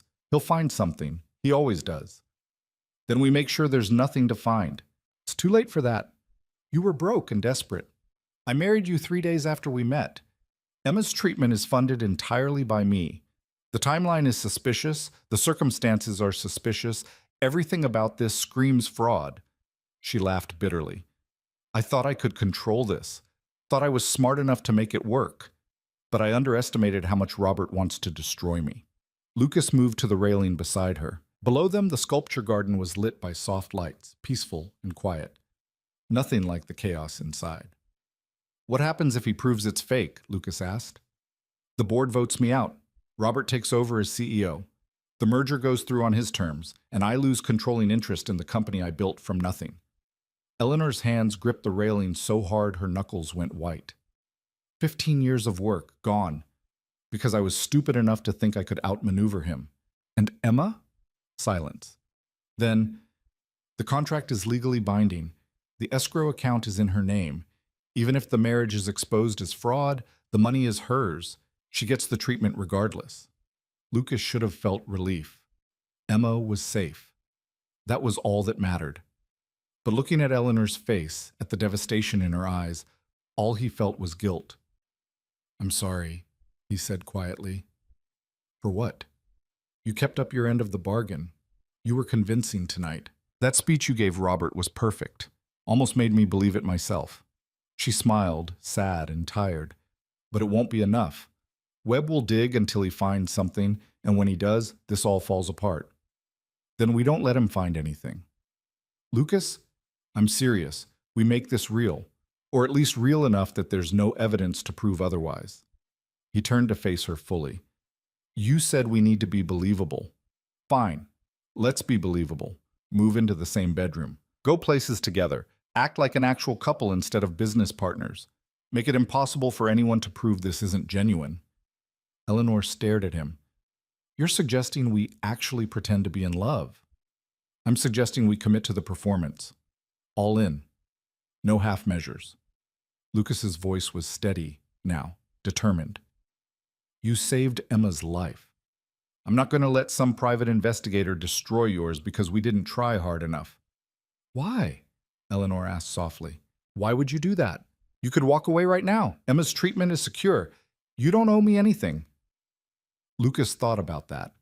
About the woman standing in front of him who everyone thought was made of ice, who worked 18-hour days, who'd married a stranger because she was desperate and out of options. About the way she'd arranged the private jet for Emma without being asked. The way she'd texted him in Germany to check on his sister. The way she'd said, I hope it works, like she actually meant it. Because you're not as cold as everyone thinks, he said finally. And because nobody should have to fight this hard alone. Eleanor's eyes shimmered just for a second. Then she blinked and the moment passed. You have no idea what you're signing up for. Probably not, but I'm doing it anyway. She studied his face for a long moment, like she was trying to figure out if he was serious. Then, slowly, she nodded. Okay. All in. All in, Lucas agreed. They stood there on the balcony, the sounds of the party drifting out through the open doors, and made a silent pact. Whatever came next, they'd face it together. Not because they wanted to, but because they didn't have any other choice. Eleanor straightened her shoulders, visibly pulling herself together. We should go back inside. People will wonder where we went. Let them wonder. Newlyweds sneak off at parties all the time, right? The corner of her mouth lifted, almost a smile. I suppose they do. They walked back inside together, and Lucas slipped his arm around her waist. She leaned into him slightly, her head resting against his shoulder for just a second. To anyone watching, they looked like a couple in love, stealing a moment alone. The rest of the night passed in a blur. More conversations, more dancing, more performing. But something had shifted between them. When Eleanor laughed at something he said, it didn't feel quite as calculated. When he touched her back, she didn't flinch away. They were still acting, but maybe the lines were starting to blur. They left the gala just after midnight, exhausted and drained. In the car, Eleanor kicked off her heels and let her head fall back against the seat. That was brutal, she said, Yeah, but we survived. Barely. She glanced at him. Thank you. For what you said to Robert, and for what you said on the balcony. You didn't have to do either. Yeah, I did. They rode the rest of the way in comfortable silence. When they got back to the penthouse, Eleanor paused in the entryway. I'm flying back to Frankfurt with you tomorrow, she said suddenly, to meet Emma. Lucas blinked. What? If we're doing this properly, I should meet your sister. She's part of your life, which means she needs to be part of mine. At least publicly. Eleanor's voice was matter of fact, but there was something underneath it. Nervousness, maybe. Unless you don't want me to. No, she actually asked to meet you a few weeks ago. I just didn't think you'd want to. I want to. Eleanor looked away. I need to understand what we're fighting for. And I need her to know that this, whatever this is, it's not just about business anymore. Lucas didn't know what to say to that, so he just nodded. Okay, we leave at 10. I'll be ready. She disappeared into her wing, leaving Lucas alone in the living room. He stood there for a while, still in his tuxedo, still wearing the mask of someone he wasn't. Or maybe someone he was becoming. He couldn't tell anymore. His phone buzzed. A text from Emma. How was the fancy party? Did you embarrass yourself? Lucas smiled and typed back. Totally embarrassed myself, but I think I got away with it. Good. Come back soon. Germany is boring without you. Tomorrow. And I'm bringing someone with me. Who? You'll see. Get some rest, Em. Lucas, tell me. He put the phone down, still smiling. Tomorrow was going to be interesting. Emma meeting Eleanor, two of the most important people in his life in the same room. One dying, one fighting, both stubborn as hell. Lucas changed out of the tuxedo, carefully hanging it up the way the stylist had shown him. He lay in bed staring at the ceiling, thinking about everything that had happened tonight. The party, the dancing, Marcus Webb's threats, the conversation on the balcony. All in. That's what they'd agreed to. Lucas just hoped they were both ready for what that meant. The flight to Frankfurt left at 10, just like Eleanor said. Lucas showed up at the private terminal at 9:30 with his worn duffel bag, half expecting her to cancel at the last minute. But she was already there, dressed in dark jeans and a cashmere sweater that probably cost what he used to make in a month. Her hair was down, no makeup, looking more human than he'd ever seen her. She had a leather overnight bag at her feet and a tablet in her hands, reading something that made her frown. "Morning," Lucas said. She glanced up. "You're early." "Habit. Emma says I'm pathologically punctual." Good trait. Eleanor saved whatever she'd been reading and stood. "Are you ready for this?" "Are you?" "Emma's going to interrogate you. She's been texting me nonstop since I told her you were coming." "What did she say?" Lucas pulled out his phone and scrolled to Emma's most recent message. Quote, "If your Ice Queen wife is mean to me, I'm going to roast her and you can't stop me." End quote. Eleanor's lips twitched. "Ice Queen?" Her words, not mine. "I've been called worse." She picked up her bag. "Let's go meet your sister." The flight was quieter than last time. Eleanor spent the first hour working, firing off emails and taking calls in rapid German that Lucas didn't understand. He tried to sleep but couldn't, too nervous about what was going to happen when they landed. Finally, Eleanor put her tablet away and turned to him. "Tell me about her," she said. "Emma?" "Yes." "Beyond the medical details. Who is she?" Lucas thought about how to answer that. "She's stubborn, smart as hell, reads everything, asks questions that don't have answers. Used to want to be a journalist before the cancer came back. Now she just wants to make it to 17. What is she like?" "Music, old stuff, classic rock mostly, Led Zeppelin, The Who, our dad's taste. She memorized every lyric to Stairway to Heaven when she was 9. Lucas smiled, remembering. "She's funny too, dark sense of humor, makes jokes about dying that make the nurses uncomfortable. Sounds like someone worth fighting for." "She is. She's everything." Lucas looked out the window at the clouds below. "Our parents died when she was 8. Car accident, drunk driver ran a red light. After that, it was just us.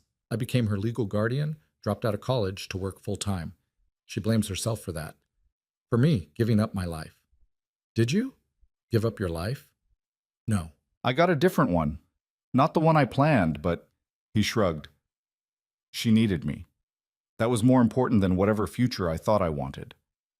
Eleanor was quiet for a moment. Then, "She's lucky to have you." "I'm lucky to have her." They landed in Frankfurt just after 3 local time. Lucas had texted the hospital that they were coming, and Dr. Weber met them in the lobby. "Mr. Reed, good to see you again. And you must be Mrs. Reed." He shook Eleanor's hand warmly. "Emma has been asking about you all morning." "How is she?" Lucas asked. "Stable. The second round of treatment started yesterday. She's tired but managing well." Dr. Weber led them toward the elevators. "I should warn you, she's in some pain. The medication helps, but it's not perfect." Lucas's chest tightened. "Can we see her?" "Of course." Emma's room was on the 4th floor at the end of a quiet hallway. Through the small window in the door, Lucas could see her sitting up in bed, earbuds in, eyes closed. She looked smaller than she had 2 days ago, thinner. The IV in her arm was connected to 3 different bags. He knocked softly before entering. Emma's eyes opened, and when she saw him, her whole face lit up. "Luke!" She pulled out the earbuds. "You're back. I thought you'd bail on me for your fancy Manhattan life." "Never." He crossed to the bed and hugged her carefully, mindful of the IV lines. "How are you feeling?" "Like death warmed over, but I'm still here, so that's something." Emma's eyes shifted past him to Eleanor, standing in the doorway. "Holy crap, you're really pretty." Eleanor blinked, clearly not expecting that. "Thank you." "Emma, this is Eleanor." "Eleanor, Emma." Emma studied Eleanor with the kind of intensity that made Lucas nervous. She was doing that thing where she tried to figure someone out in the first 30 seconds, reading body language and tone and all the little details people thought they were hiding. "So," Emma said finally, "you're the woman who married my brother after knowing him for like 5 minutes." "Emma, it's fine." Eleanor moved into the room, stopping a few feet from the bed. Yes, that's accurate. Why? Emma, you can't just... No, it's okay. Eleanor met Emma's eyes steadily. You want to know why I married Lucas? That's fair. The simple answer is that I needed a husband for business reasons, and he needed money for your treatment. It was a mutually beneficial arrangement. Lucas winced. That was not how he would have phrased it. But Emma just nodded. At least you're honest about it. Most people would have lied and said it was love at first sight or some garbage like that. I don't lie well. Never have. Me neither. Luke says it's because we're terrible people. I said you have no filter, Lucas corrected. That's different. Emma ignored him, still focused on Eleanor. So it's fake. The marriage. Legally, it's real. Emotionally, Eleanor paused, choosing her words carefully. It's complicated. That's a very adult answer. I hate adult answers. Emma shifted in bed, wincing slightly. Here's what I want to know. Are you going to hurt my brother? Emma, because he's doing this for me. He married a stranger, moved into a penthouse, is pretending to be someone he's not. Also, I don't die. That's a lot. And if you're just using him, if you don't actually care about what this costs him, then I have a problem with you, billionaire or not. The room went very quiet. Lucas started to say something, but Eleanor held up a hand. You're right, she said quietly. Lucas gave up a year of his life for you. That is a lot. More than most people would do. She moved closer to the bed, her voice steady but softer than Lucas had ever heard it. I can't promise I won't hurt him. I can't promise this arrangement won't have consequences neither of us anticipated, but I can promise that I will hold up my end of the deal. Your treatment, your recovery, your future, those are guaranteed, regardless of what happens between Lucas and me. You have my word. Emma watched her for a long moment. Then, slowly, she smiled. Okay. You can stay. I appreciate the permission. Don't get cocky. I'm still evaluating you. Emma glanced at Lucas. She's less Ice Queen than I expected. More like, I don't know, Ice Princess, maybe. That's not really better, Em. It's a little better. Emma yawned, suddenly looking exhausted. Sorry, the meds make me tired. We should let you rest, Eleanor said. But I'd like to visit again tomorrow if that's all right. Emma's eyes widened slightly. You're staying? For a few days. I have work I can do remotely, and Eleanor glanced at Lucas. I think it's important that I understand what your brother is fighting for. Wow. Okay. Yeah, you can come back. Emma settled deeper into her pillows. Luke, don't let her leave without showing her the good coffee place. The hospital stuff tastes like dirt. I'll take care of it. They left Emma to sleep and walked back through the hospital in silence. Outside, the late afternoon sun was warm, and Lucas led Eleanor down the block to a small cafe that served the best espresso in the neighborhood. They sat at an outdoor table, and for a while neither of them spoke. Finally, Eleanor said, She's remarkable. Yeah, she is. She reminds me of myself at that age, stubborn, suspicious of everyone, determined not to show weakness. Lucas looked at her, surprised. You were like that at 16? I was worse. My father died when I was 15, left me a failing tech company and a mountain of debt. Everyone expected me to sell, to walk away. But I didn't. I learned the business, fired half the board, restructured everything. By the time I was 23, the company was profitable. By 30, it was worth $1 billion.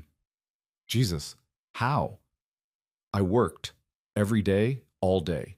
No friends, no relationships, no life outside the office. Just work. Eleanor stirred her coffee absently. People called me cold, ruthless, a robot in heels. And maybe they were right. Maybe that's what I had to become to survive. That's not all you are, isn't it? She looked at him, and for once there was no mask, just raw honesty. I'm 37 years old, Lucas. I have no family, no real friends, no one who knows me beyond the corporate image. I've spent my entire adult life building something that could disappear the moment the board decides I'm not worth keeping. And the only person who agreed to marry me was someone I had to pay. That's not... Lucas stopped. Because she was right. He had married her for money. That was the whole arrangement. But sitting here now, watching her try to hide how much that hurt, he realized something. Eleanor Voss wasn't cold. She was lonely, and she'd been lonely for so long she'd forgotten there was any other way to be. Emma likes you, he said quietly. That's rare. She usually hates everyone on principle. She loves you. That's obvious. The feeling's mutual. Lucas took a sip of his coffee. Thank you for coming here. You didn't have to. Yes, I did. If Marcus Webb is investigating us, he'll look at everything. How we interact, whether we know each other's families, if we actually spend time together, coming here, meeting Emma. It adds authenticity. Is that the only reason? Eleanor was quiet for a moment, then, no, I wanted to meet her. I wanted to understand why you agreed to this, and I wanted her to know that I'm not. She stopped, searching for words. I'm not the villain in this story. I know how it looks. Rich woman buying a husband. But it's more complicated than that. I know. Do you? Lucas thought about the past few weeks. The penthouse, the gala. The way Eleanor had checked on Emma without being asked. The way she'd stood on that balcony looking devastated at the thought of losing everything she'd built. The way she was sitting here now, thousands of miles from her office, because she thought it mattered. Yeah, he said, I do. They finished their coffee and walked back to the hotel Eleanor had booked, a place far nicer than the one Lucas had been staying in, 2 rooms, adjoining door between them. Eleanor disappeared into hers immediately to take a call, leaving Lucas alone with his thoughts. His phone buzzed, a text from Emma. Your wife is weird, but I don't hate her. That's basically a gold star from me. Lucas smiled and typed back, noted. Get some rest. Are you staying in Germany for a while? A few days? Eleanor has to get back for work. But you're coming back after she leaves, right? You promised. Lucas hesitated. He had promised. But with Marcus Webb investigating, with the board watching every move, maybe it was smarter to stay in New York, to be visible, public, convincing. I'll figure it out, he typed. Either way, I'm not abandoning you. I know. Love you. Love you too, Em. He set the phone down and stared at the ceiling of his hotel room. This was supposed to be simple. 1 year, clear terms. Everyone gets what they need. But nothing about this was simple anymore. Emma was thousands of miles away fighting for her life. Eleanor was being hunted by a private investigator who wanted to destroy her. And Lucas was caught in the middle, pretending to be someone he wasn't for reasons that felt less clear every day. A knock on the adjoining door pulled him from his thoughts. He opened it to find Eleanor standing there, changed into comfortable clothes, her hair pulled back in a ponytail. I'm ordering room service, she said. Do you want anything? Sure, whatever's fine. Helpful. But she was almost smiling. Come on, you can't just eat whatever. Pick something. They ended up in her room with the menu spread between them on the couch. Eleanor ordered in German, which was impressive, and also made Lucas feel inadequate. When the food arrived, schnitzel, roasted vegetables, some kind of pasta Lucas didn't recognize, they ate in comfortable silence. Can I ask you something? Lucas said eventually. Depends on the question. Why did you really come here? And don't say authenticity or the investigation. What's the real reason? Eleanor set down her fork. She was quiet for a long time, and Lucas was starting to think she wouldn't answer. Then, because I wanted to see what it looks like. Someone fighting for another person the way you fight for Emma. I've never had that. Never been that person for anyone. Never had anyone be that person for me. She looked at him directly. And I wanted to understand what I'm protecting. You married me to save her. That means she's part of this equation. I needed to meet her to see why she's worth it. And she is. Worth it. Worth fighting for. Eleanor's voice was soft. You're lucky, Lucas, to have someone who matters that much. A lot of people never do. You could. Have someone, I mean. Could I? She smiled, but it was sad. I'm not exactly easy to love. I work too much. I'm too direct. I don't know how to let people in. The last relationship I had ended because he said being with me was like dating a corporation. He wasn't wrong. That guy was an idiot. Maybe. Or maybe he was honest. Eleanor stood, gathering the empty plates. We should get some sleep. Tomorrow I want to talk to Dr. Weber about Emma's prognosis. and I thought we could spend the afternoon with her if she's feeling up to it. She'd like that. Eleanor paused at the door to the adjoining room. Lucas, what you said at the gala about me fighting harder than anyone you've met, did you mean it? Yeah, I did. Why? Because it's true. You built something from nothing. You survived in a world designed to destroy you, and you're still standing. That takes more strength than most people have. Eleanor's eyes shimmered just for a second. Then she blinked, and the moment passed. Good night, Lucas. Night, Eleanor. She closed the door between them, and Lucas lay in bed thinking about everything she'd said, about loneliness and worth and what it meant to matter to someone. He'd never thought about Eleanor as lonely before. She'd always seemed too powerful, too self-contained, but now he saw it. The way she held herself apart, the way she measured every word, the way she looked at Emma like she was witnessing something foreign and precious. The next morning, they met Dr. Weber in his office. He showed them Emma's latest scans, explained the treatment protocol in detail, walked them through best case and worst case scenarios. The best case, Emma responds to treatment, goes into remission, returns home in 3 months. Worst case, the treatment fails, the cancer spreads, they make her comfortable. What are her actual chances? Eleanor asked. She'd been quiet through most of the meeting, but now her voice was steady, demanding real answers. Dr. Weber hesitated. Statistically, 40% survival rate over 5 years, but Emma is strong, young, otherwise healthy. I believe her chances are better than average. How much better? 55, maybe 60%. Eleanor absorbed this. And if the treatment works, what's her quality of life? Normal. She'll need regular monitoring, but most patients return to full function within a year. Most. Some experience long-term effects, fatigue, weakened immune systems, increased cancer risk later in life. But compared to the alternative, he spread his hands. Compared to dying, it's acceptable, Eleanor finished. I understand. They spent the afternoon with Emma. She was more alert today, the pain medication adjusted to a better balance. Eleanor sat in the chair beside the bed while Lucas perched on the windowsill, and they talked about nothing important. Music, movies, what food Emma missed most from home. Eleanor was surprisingly good at it. The small talk, the gentle questions, the way she listened like Emma's opinions actually mattered. At one point, Emma asked Eleanor about running a company. What's it like? Being in charge of everything? Terrifying, Eleanor said honestly. Every decision could be the one that ruins everything. Every hire could be the wrong person. Every risk could backfire. You don't sleep well. You don't sleep at all sometimes. So why do it? Because when it works, when you build something real that matters, that employs thousands of people and changes how the world functions, there's nothing else like it. It's worth the fear. Emma nodded slowly. That's how I feel about living. Every day could be the one where my body gives up. Every scan could show the cancer spreading. But when I have a good day, when I can laugh or listen to music or just be alive, it's worth the fear. Eleanor's expression shifted. Something cracked in that perfect composure. Yes, exactly that. They sat in silence for a moment, some understanding passing between them that Lucas couldn't quite grasp. Then Emma yawned and the moment broke. Sorry, I'm wiped. Well, we should let you rest. Eleanor stood. Can we come back tomorrow?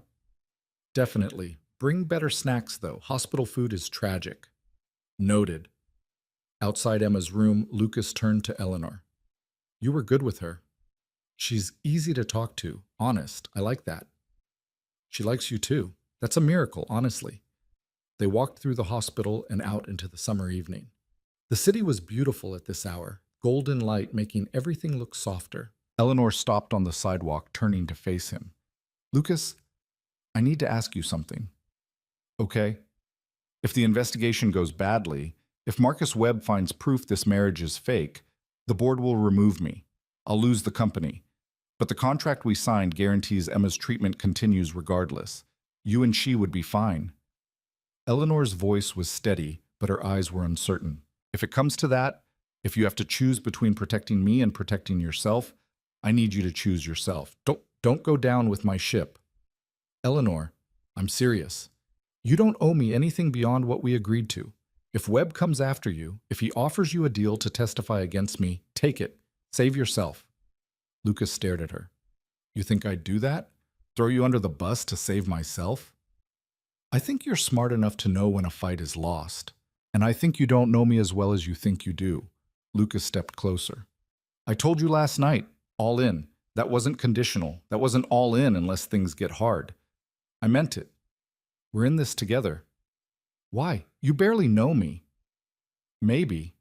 But I know you came to Germany to meet my sister. I know you sat with her for 3 hours today, making her laugh when she's terrified. I know you work yourself to death because you're afraid of being seen as weak. And I know you deserve better than everyone around you trying to destroy what you've built. He met her eyes. So no. I'm not taking any deal. I'm not testifying against you. We face whatever comes next together, or not at all. Eleanor looked at him for a long moment. Then, slowly, she smiled. Not her corporate smile, not her polite smile. A real one, small and genuine and surprised. Okay, she said quietly. Together. They walked back to the hotel as the sun set over Frankfurt, and something between them had shifted again. Not much. Just enough to matter. The next 3 days passed in a strange sort of rhythm. Mornings with Emma, afternoons working, Eleanor on her laptop taking calls, Lucas researching treatment options and managing Emma's care coordination. Evenings they spent together, usually over dinner, talking about everything and nothing. Eleanor told him about growing up in Boston, about her father's company failing, about clawing her way to the top through pure stubbornness. Lucas told her about raising Emma, about dropping out of college, about all the jobs he'd worked just to keep them afloat. They didn't talk about the investigation, didn't talk about what would happen when they got back to New York. Just existed in this bubble where they could be almost normal. On the fourth night, Eleanor's phone rang at 11 p.m. She answered, listened for 30 seconds, and went pale. When? She asked. Then, I'll be on the next flight. She hung up and looked at Lucas. We need to go home. Now. What happened? Robert called an emergency board meeting. Tomorrow at 2 p.m. He says he has evidence that our marriage is fraudulent. He's moving to have me removed as CEO. Lucas's stomach dropped. Evidence? What evidence? I don't know, but Marcus Webb has been investigating for 2 weeks. He must have found something. Eleanor was already moving, pulling out her laptop, booking flights. We can be in New York by noon if we leave in an hour. What about Emma? What about her? I can't just leave. Lucas. Eleanor stopped, turning to face him. Emma is safe here. The treatment is working. Dr. Weber is excellent, and she has a full medical team. But if we don't stop this, if Robert succeeds, everything falls apart. Not just for me, for you, for Emma's future treatment, for all of it. She was right. Lucas knew she was right. But the thought of leaving Emma alone in a foreign country while he flew back to fight a battle that might already be lost made him feel sick. His phone buzzed. A text from Emma. Go, I heard the nurses talking. Your wife needs you. I'll be fine. How did you? Hospital walls are thin and nurses gossip. Go. Fix this. Then come back and tell me how you saved the day. Lucas showed Eleanor the text. She read it and something in her expression softened. Your sister is bossy. Yeah, I wonder where she gets it. They packed in 15 minutes and were in a car to the airport 20 minutes after that. The flight back to New York was tense and quiet. Eleanor worked the entire time, preparing for the meeting, coordinating with lawyers, reviewing every detail of their arrangement for weaknesses. Lucas sat beside her feeling useless, trying to think of something, anything, that could help. As they descended into JFK, Eleanor finally closed her laptop and turned to him. No matter what happens today, she said quietly, thank you. For trying, for standing with me. It means more than you know. We're not done fighting yet. Maybe not. But just in case, thank you. The car was waiting when they landed. They drove straight to Voss Industries, arriving at 1:30 p.m. The building felt different today. Hostile, like everyone knew what was coming. Diana met them in the lobby, her face grim. They're waiting in the executive conference room, all 12 board members. Robert has lawyers with him. Of course he does. Eleanor's voice was ice again. All business, no emotion. The armor was back. Lucas, you should wait in my office. No, I'm coming with you. This isn't your fight. Yes, it is. We're in this together, remember? All in. He took her hand, threading their fingers together. Let's go show them we're not going down without a fight. Eleanor looked at their joined hands, then at him. Then she nodded. Together, she said. They walked into the conference room side by side, and 12 pairs of eyes turned to watch them. Robert sat at the head of the table, Marcus Webb beside him, looking smug. This was it. The moment everything either held together or fell completely apart. Lucas squeezed Eleanor's hand once. She squeezed back. Then they stepped forward to face whatever came next. Robert didn't stand when they entered. He just smiled, the kind of smile that said he'd already won and was enjoying watching them realize it.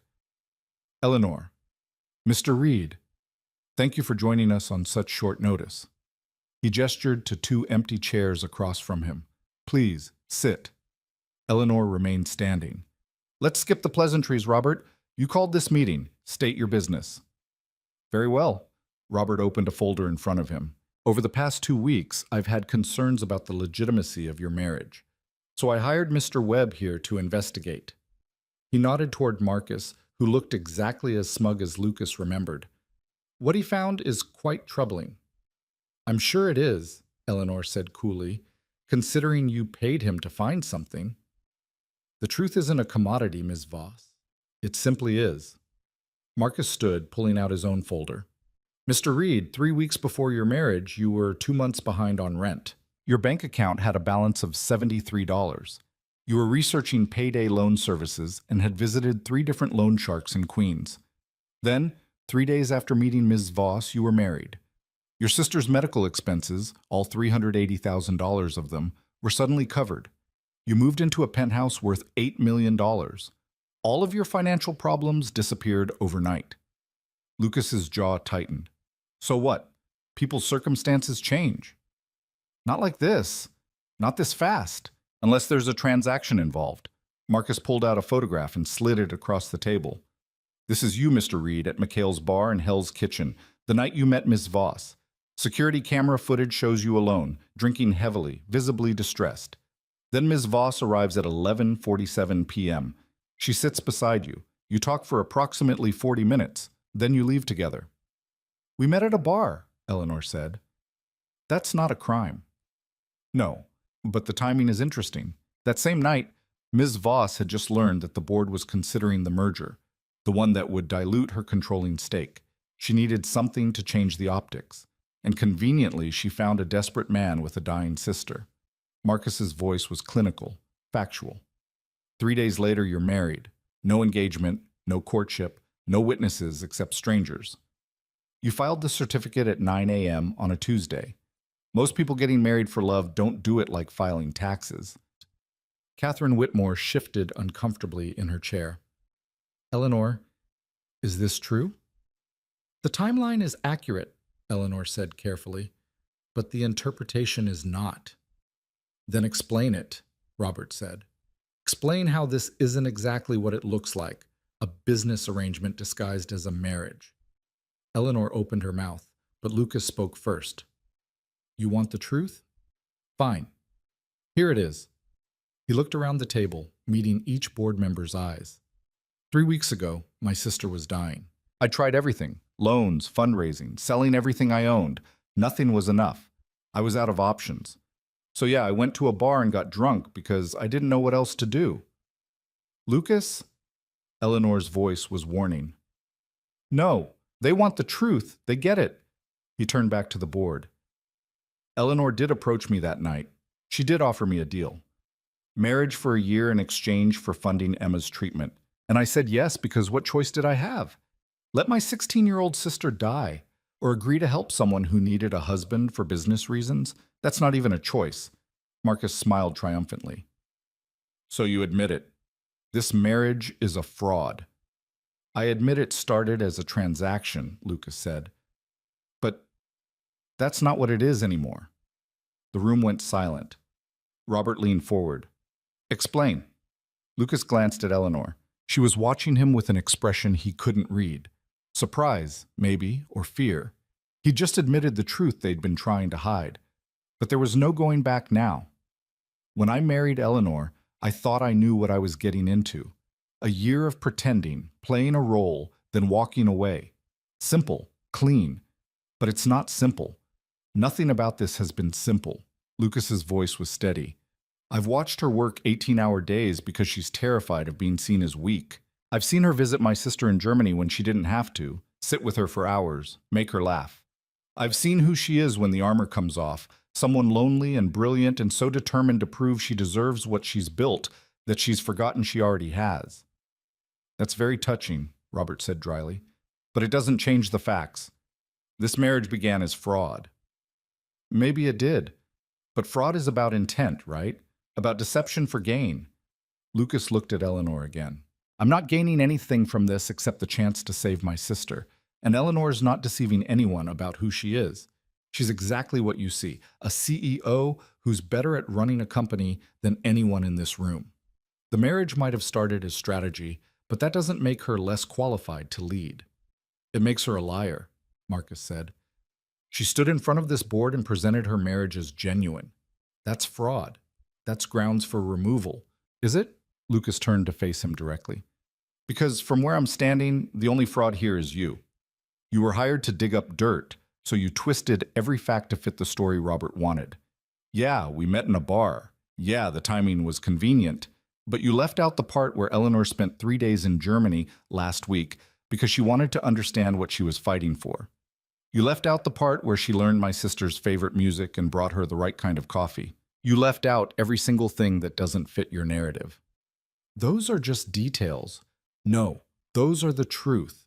And the truth is that this marriage might not look like what you expected, but it's real in the ways that matter. Lucas's hands were shaking, but his voice stayed steady.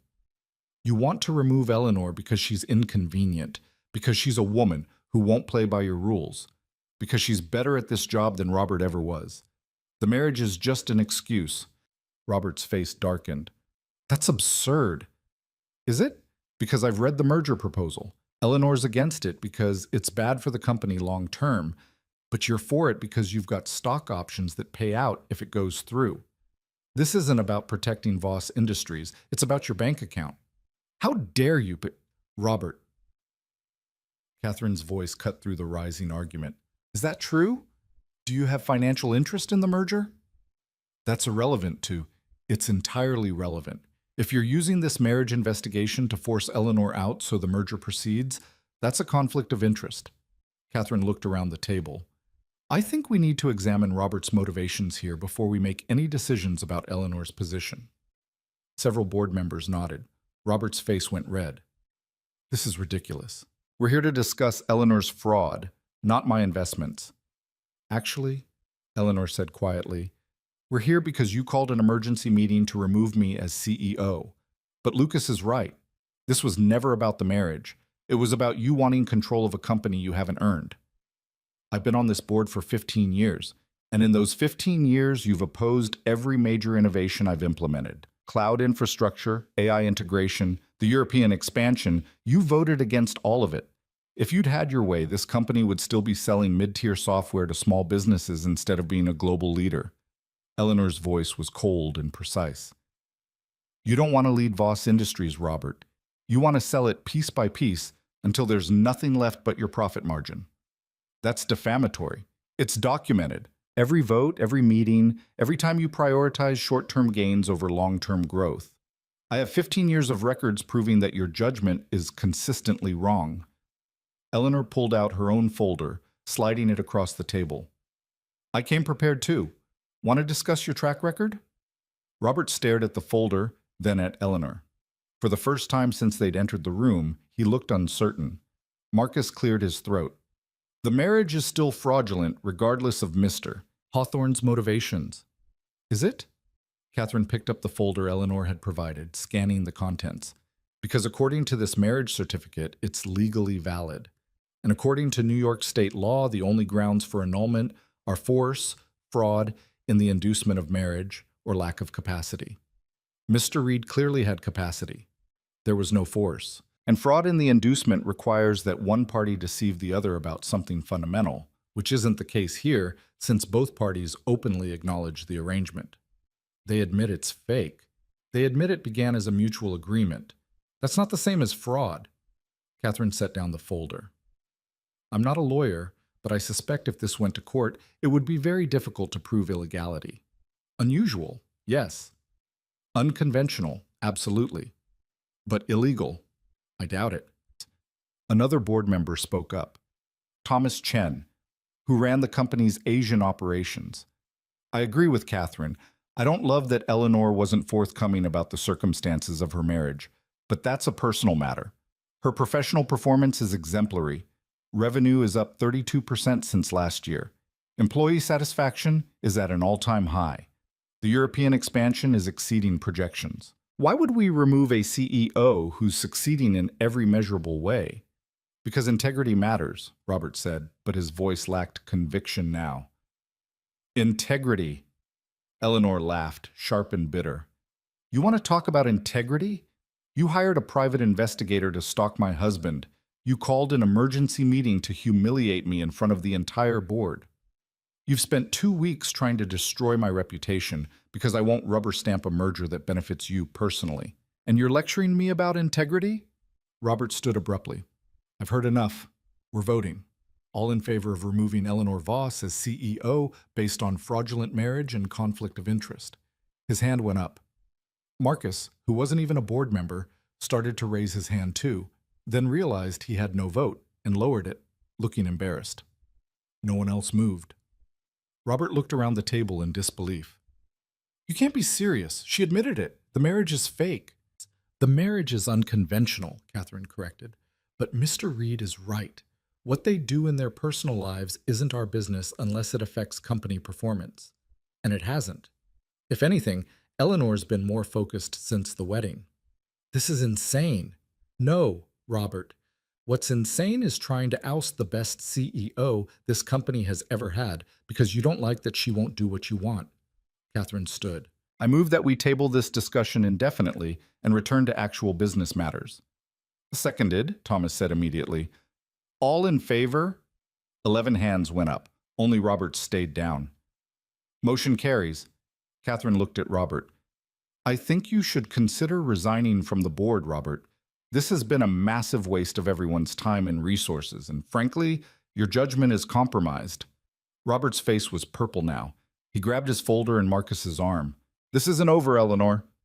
Yes, Eleanor said quietly. It is. Robert stormed out, Marcus following. The door slammed behind them.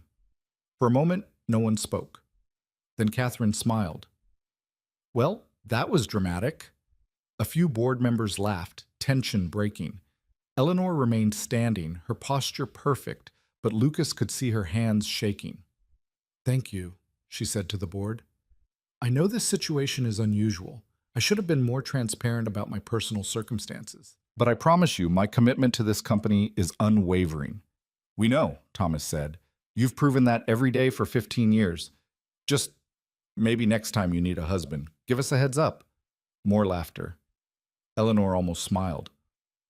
Noted. The board members started filing out, several stopping to shake Lucas's hand or murmur congratulations to Eleanor. Catherine was the last to leave. She paused at the door. For what it's worth, Eleanor, I hope it works out. The marriage, I mean. You deserve to be happy, not just successful. Then she was gone, and Lucas and Eleanor were alone in the conference room. Eleanor sat down heavily, all the tension draining out of her at once. I can't believe that worked. I can't believe I just told your entire board the truth. That was incredibly stupid. I know, but it was also the only option. Lucas sat beside her. Marcus was going to prove it anyway. At least this way we controlled the narrative. We could have both been destroyed. But we weren't. Eleanor looked at him, really looked at him. Why did you do that? You could have stayed quiet. Let me handle it. But you stood up and defended me knowing it could cost you everything. Because you needed someone to. Lucas shrugged. And because what I said was true. This started as a transaction, but it's not anymore. At least not for me. What is it then? Lucas thought about the past month. The gala where he'd told Robert that Eleanor's armor was protection, not coldness. The coffee shop in Frankfurt where she'd admitted she was lonely. The hospital where she'd sat with Emma talking about fear and worth. All the small moments where the ice had cracked and he'd seen the person underneath. I don't know, he said honestly. But it's something real. Eleanor was quiet for a long moment. Then she reached out and took his hand, threading their fingers together like she had when they walked into this room. I need to tell you something, she said quietly. After the gala, after Marcus approached you, I had my lawyers draw up dissolution papers. I was going to end the marriage, release you from the contract, let you walk away before this destroyed you. Lucas's chest tightened. Why didn't you? Because you said we were all in, and then you flew to Germany with me, and you stood in that hospital room while my sister told me I was weird, and you didn't laugh or defend me, you just let it happen. You let me be part of your life. Eleanor's voice cracked slightly. No one's ever done that before. Let me in. I didn't know how to ask you to stay, so I just didn't give you the papers. Eleanor, I'm not good at this. At people, at feelings, at any of it. I know how to run a company. I know how to make decisions and execute strategy and win. But I don't know how to... She stopped, searching for words. I don't know how to tell you that somewhere in the past month this stopped being fake for me too. Lucas stared at her. Her perfect composure was completely gone now. She just looked scared and honest and human. Say something, she whispered. He leaned forward and kissed her. It wasn't planned, wasn't calculated. Just a sudden, desperate need to show her what he couldn't figure out how to say. Eleanor made a small, surprised sound, then kissed him back. Her hand came up to his face, gentle and tentative, like she wasn't sure she was allowed to touch him. When they pulled apart, they were both breathing hard. Okay, Eleanor said shakily. That was... okay. Yeah. We should probably talk about what this means. Probably. But neither of them moved. They just sat there, foreheads pressed together, hands still linked. Outside the conference room, the office was returning to normal. People going about their business, unaware that two people had just admitted something neither of them fully understood yet. Lucas's phone buzzed. A text from Emma. Did you save the day? Are you still married? Is your wife still a CEO? I need updates. He showed Eleanor the text. She laughed, a real laugh that made her eyes crinkle. Your sister has terrible timing. She's 16. Terrible timing is her specialty. What? Lucas typed back. Still married, still CEO. Everything's fine. Call you tonight. Fine? Fine is not a story. Lucas, I need details. Later, I promise. He put the phone away and looked at Eleanor. So, what now? Now we go back to work. I have about 600 emails and 3 meetings I missed while we were in Germany. Eleanor stood, straightening her clothes, pulling herself back together. The armor was returning piece by piece. And you need to call Emma properly. She deserves more than text updates. What about us? Are we just going back to how things were? Eleanor paused at the door. I don't think we can. Too much has changed. She looked back at him. But maybe that's not a bad thing. Maybe we figure out what this is as we go. No more separate bedrooms? That seems impractical now. Her lips quirked. But I snore. Fair warning. I'll survive. You. They walked out of the conference room together, and Lucas realized people were watching them differently now. Not with suspicion or curiosity, just with acceptance. The CEO and her husband.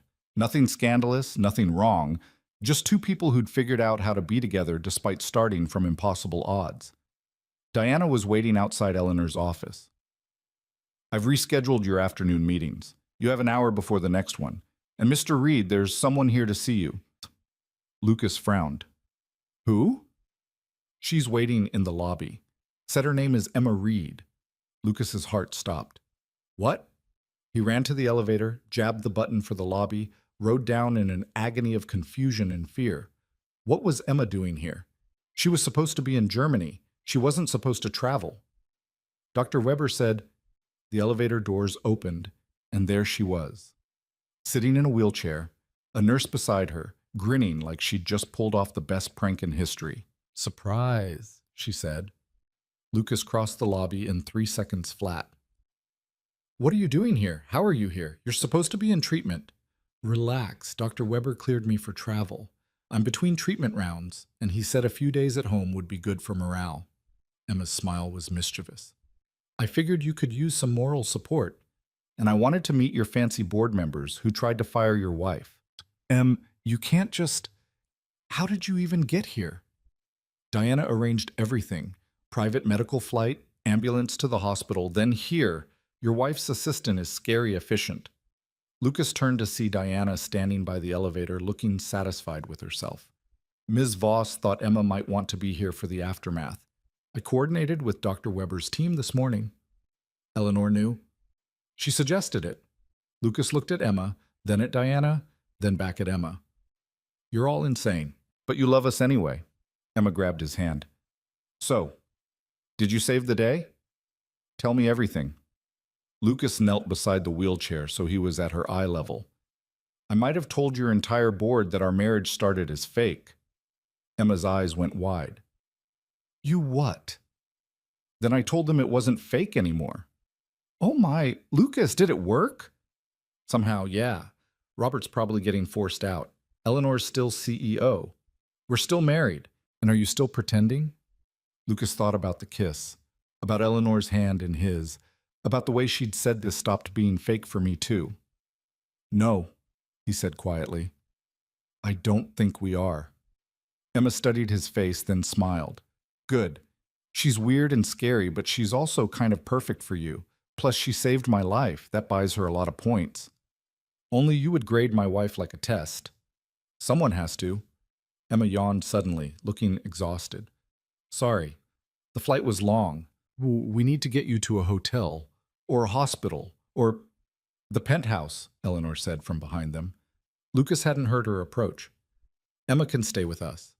We have plenty of room, and it's closer than a hotel. Emma looked up at her. Really? Really? Your brother will feel better if you're close, and frankly, so will I. Eleanor crouched down to Emma's level. But you need to rest. Dr. Weber was very clear about your limitations. Okay, Ice Queen. I thought I was upgraded to Ice Princess. You're on probation. Could go either way. But Emma was smiling. They got Emma settled in one of the guest rooms, a process that involved the nurse, approximately 40 pillows, and Emma giving detailed instructions about which music she wanted access to. By the time everything was arranged, it was almost 6 p.m. Eleanor had disappeared into her office for a conference call, and Lucas sat with Emma until she fell asleep. He found Eleanor still working in her study, laptop open, phone on speaker while she discussed supply chain issues with someone in Singapore. She held up one finger. Wait, and finished the call. Sorry, crisis in the Jakarta facility. Is everything always a crisis with you? Usually, yes. She closed the laptop. How's Emma? Asleep, happy, probably going to milk this visit for all it's worth. Good. She deserves to. Eleanor stood, stretching. I'm done for the day. Want dinner? You're actually done. It's only 6. It's been a long day. I'm allowing myself to stop working early. She moved toward him, hesitant. Besides, I have better things to do. Like what? Like figuring out what we are now. We never finished that conversation. They ended up on the couch with takeout from someplace that delivered gourmet Italian for $30 a plate. Eleanor ate with her legs tucked under her, hair down, looking more relaxed than Lucas had ever seen her. So, she said, ground rules. We need ground rules. We need something. We can't just wing this. Eleanor set down her fork. I'm not good at relationships. I work too much. I'm not romantic. I don't know how to do the normal couple things people expect. Neither do I. I've been too busy raising Emma to date anyone seriously. So we're both terrible at this. Looks like it. Then I guess we figure it out together. Eleanor reached for his hand. No more separate bedrooms. We try to actually be married instead of just looking married. We tell each other the truth, even when it's hard. And we remember that we're on the same team. I can do that. Lucas squeezed her hand. But I have one rule too. What? No more pushing me away when things get hard. We deal with problems together. No secret dissolution papers, no protecting me from consequences, none of that. If we're doing this, we're actually doing it. Eleanor looked at their joined hands for a long moment. That's going to be hard for me. I'm used to handling everything alone. I know, but you don't have to anymore. She nodded slowly. Okay. Together. Together. They finished dinner and talked until almost midnight. About work, about Emma's treatment schedule, about what the next few months would look like. It was normal and strange and comfortable all at once, like they were finally becoming the people they'd been pretending to be. When Lucas finally stood to go to bed, Eleanor stood too. "My room or yours?" she asked. "Yours is bigger." "Fair point." They walked down the hallway to Eleanor's wing, and Lucas realized this was actually happening. They were sharing a bedroom, sharing a life, choosing each other not because they had to, but because they wanted to. Eleanor changed in the bathroom while Lucas stood awkwardly by the bed, suddenly nervous. When she came out in pajamas, actual pajamas, not some silk thing he'd expected, she looked just as nervous. "This is weird," she said. "Yeah. Good weird or bad weird?" "Don't know yet." They got into bed on opposite sides, careful not to touch, both staring at the ceiling. The silence stretched until Lucas couldn't stand it anymore. "Do you actually snore?" "I have no idea. No one's ever told me." "So you lied." I panicked. Eleanor turned on her side to face him. "I don't know how to do this, Lucas. The vulnerable thing, the letting someone in thing, I'm going to be bad at it." "Then be bad at it. I don't care." He rolled toward her. "I'm not expecting perfect. I'm just expecting honest." "I can do honest." "Then we're fine." They lay there facing each other in the dark, and slowly, carefully, Eleanor reached out and took his hand again. Like she needed the connection but wasn't sure it was allowed. Lucas held on. "For what it's worth," Eleanor said quietly, "I'm glad it was you, that night in the bar. I'm glad I found you and not someone else." "Me too. Even though I basically bought you? You saved Emma. Everything else is just details." Eleanor was quiet for a moment. Then, "I love her already. Your sister. She's exactly the kind of person the world needs more of, brave and stubborn and real. When she gets better, when this is all over, I want to help her. College, career, whatever she wants. Not because of our arrangement, because she deserves it." Lucas felt his throat tighten. "You don't have to." "I know, but I want to.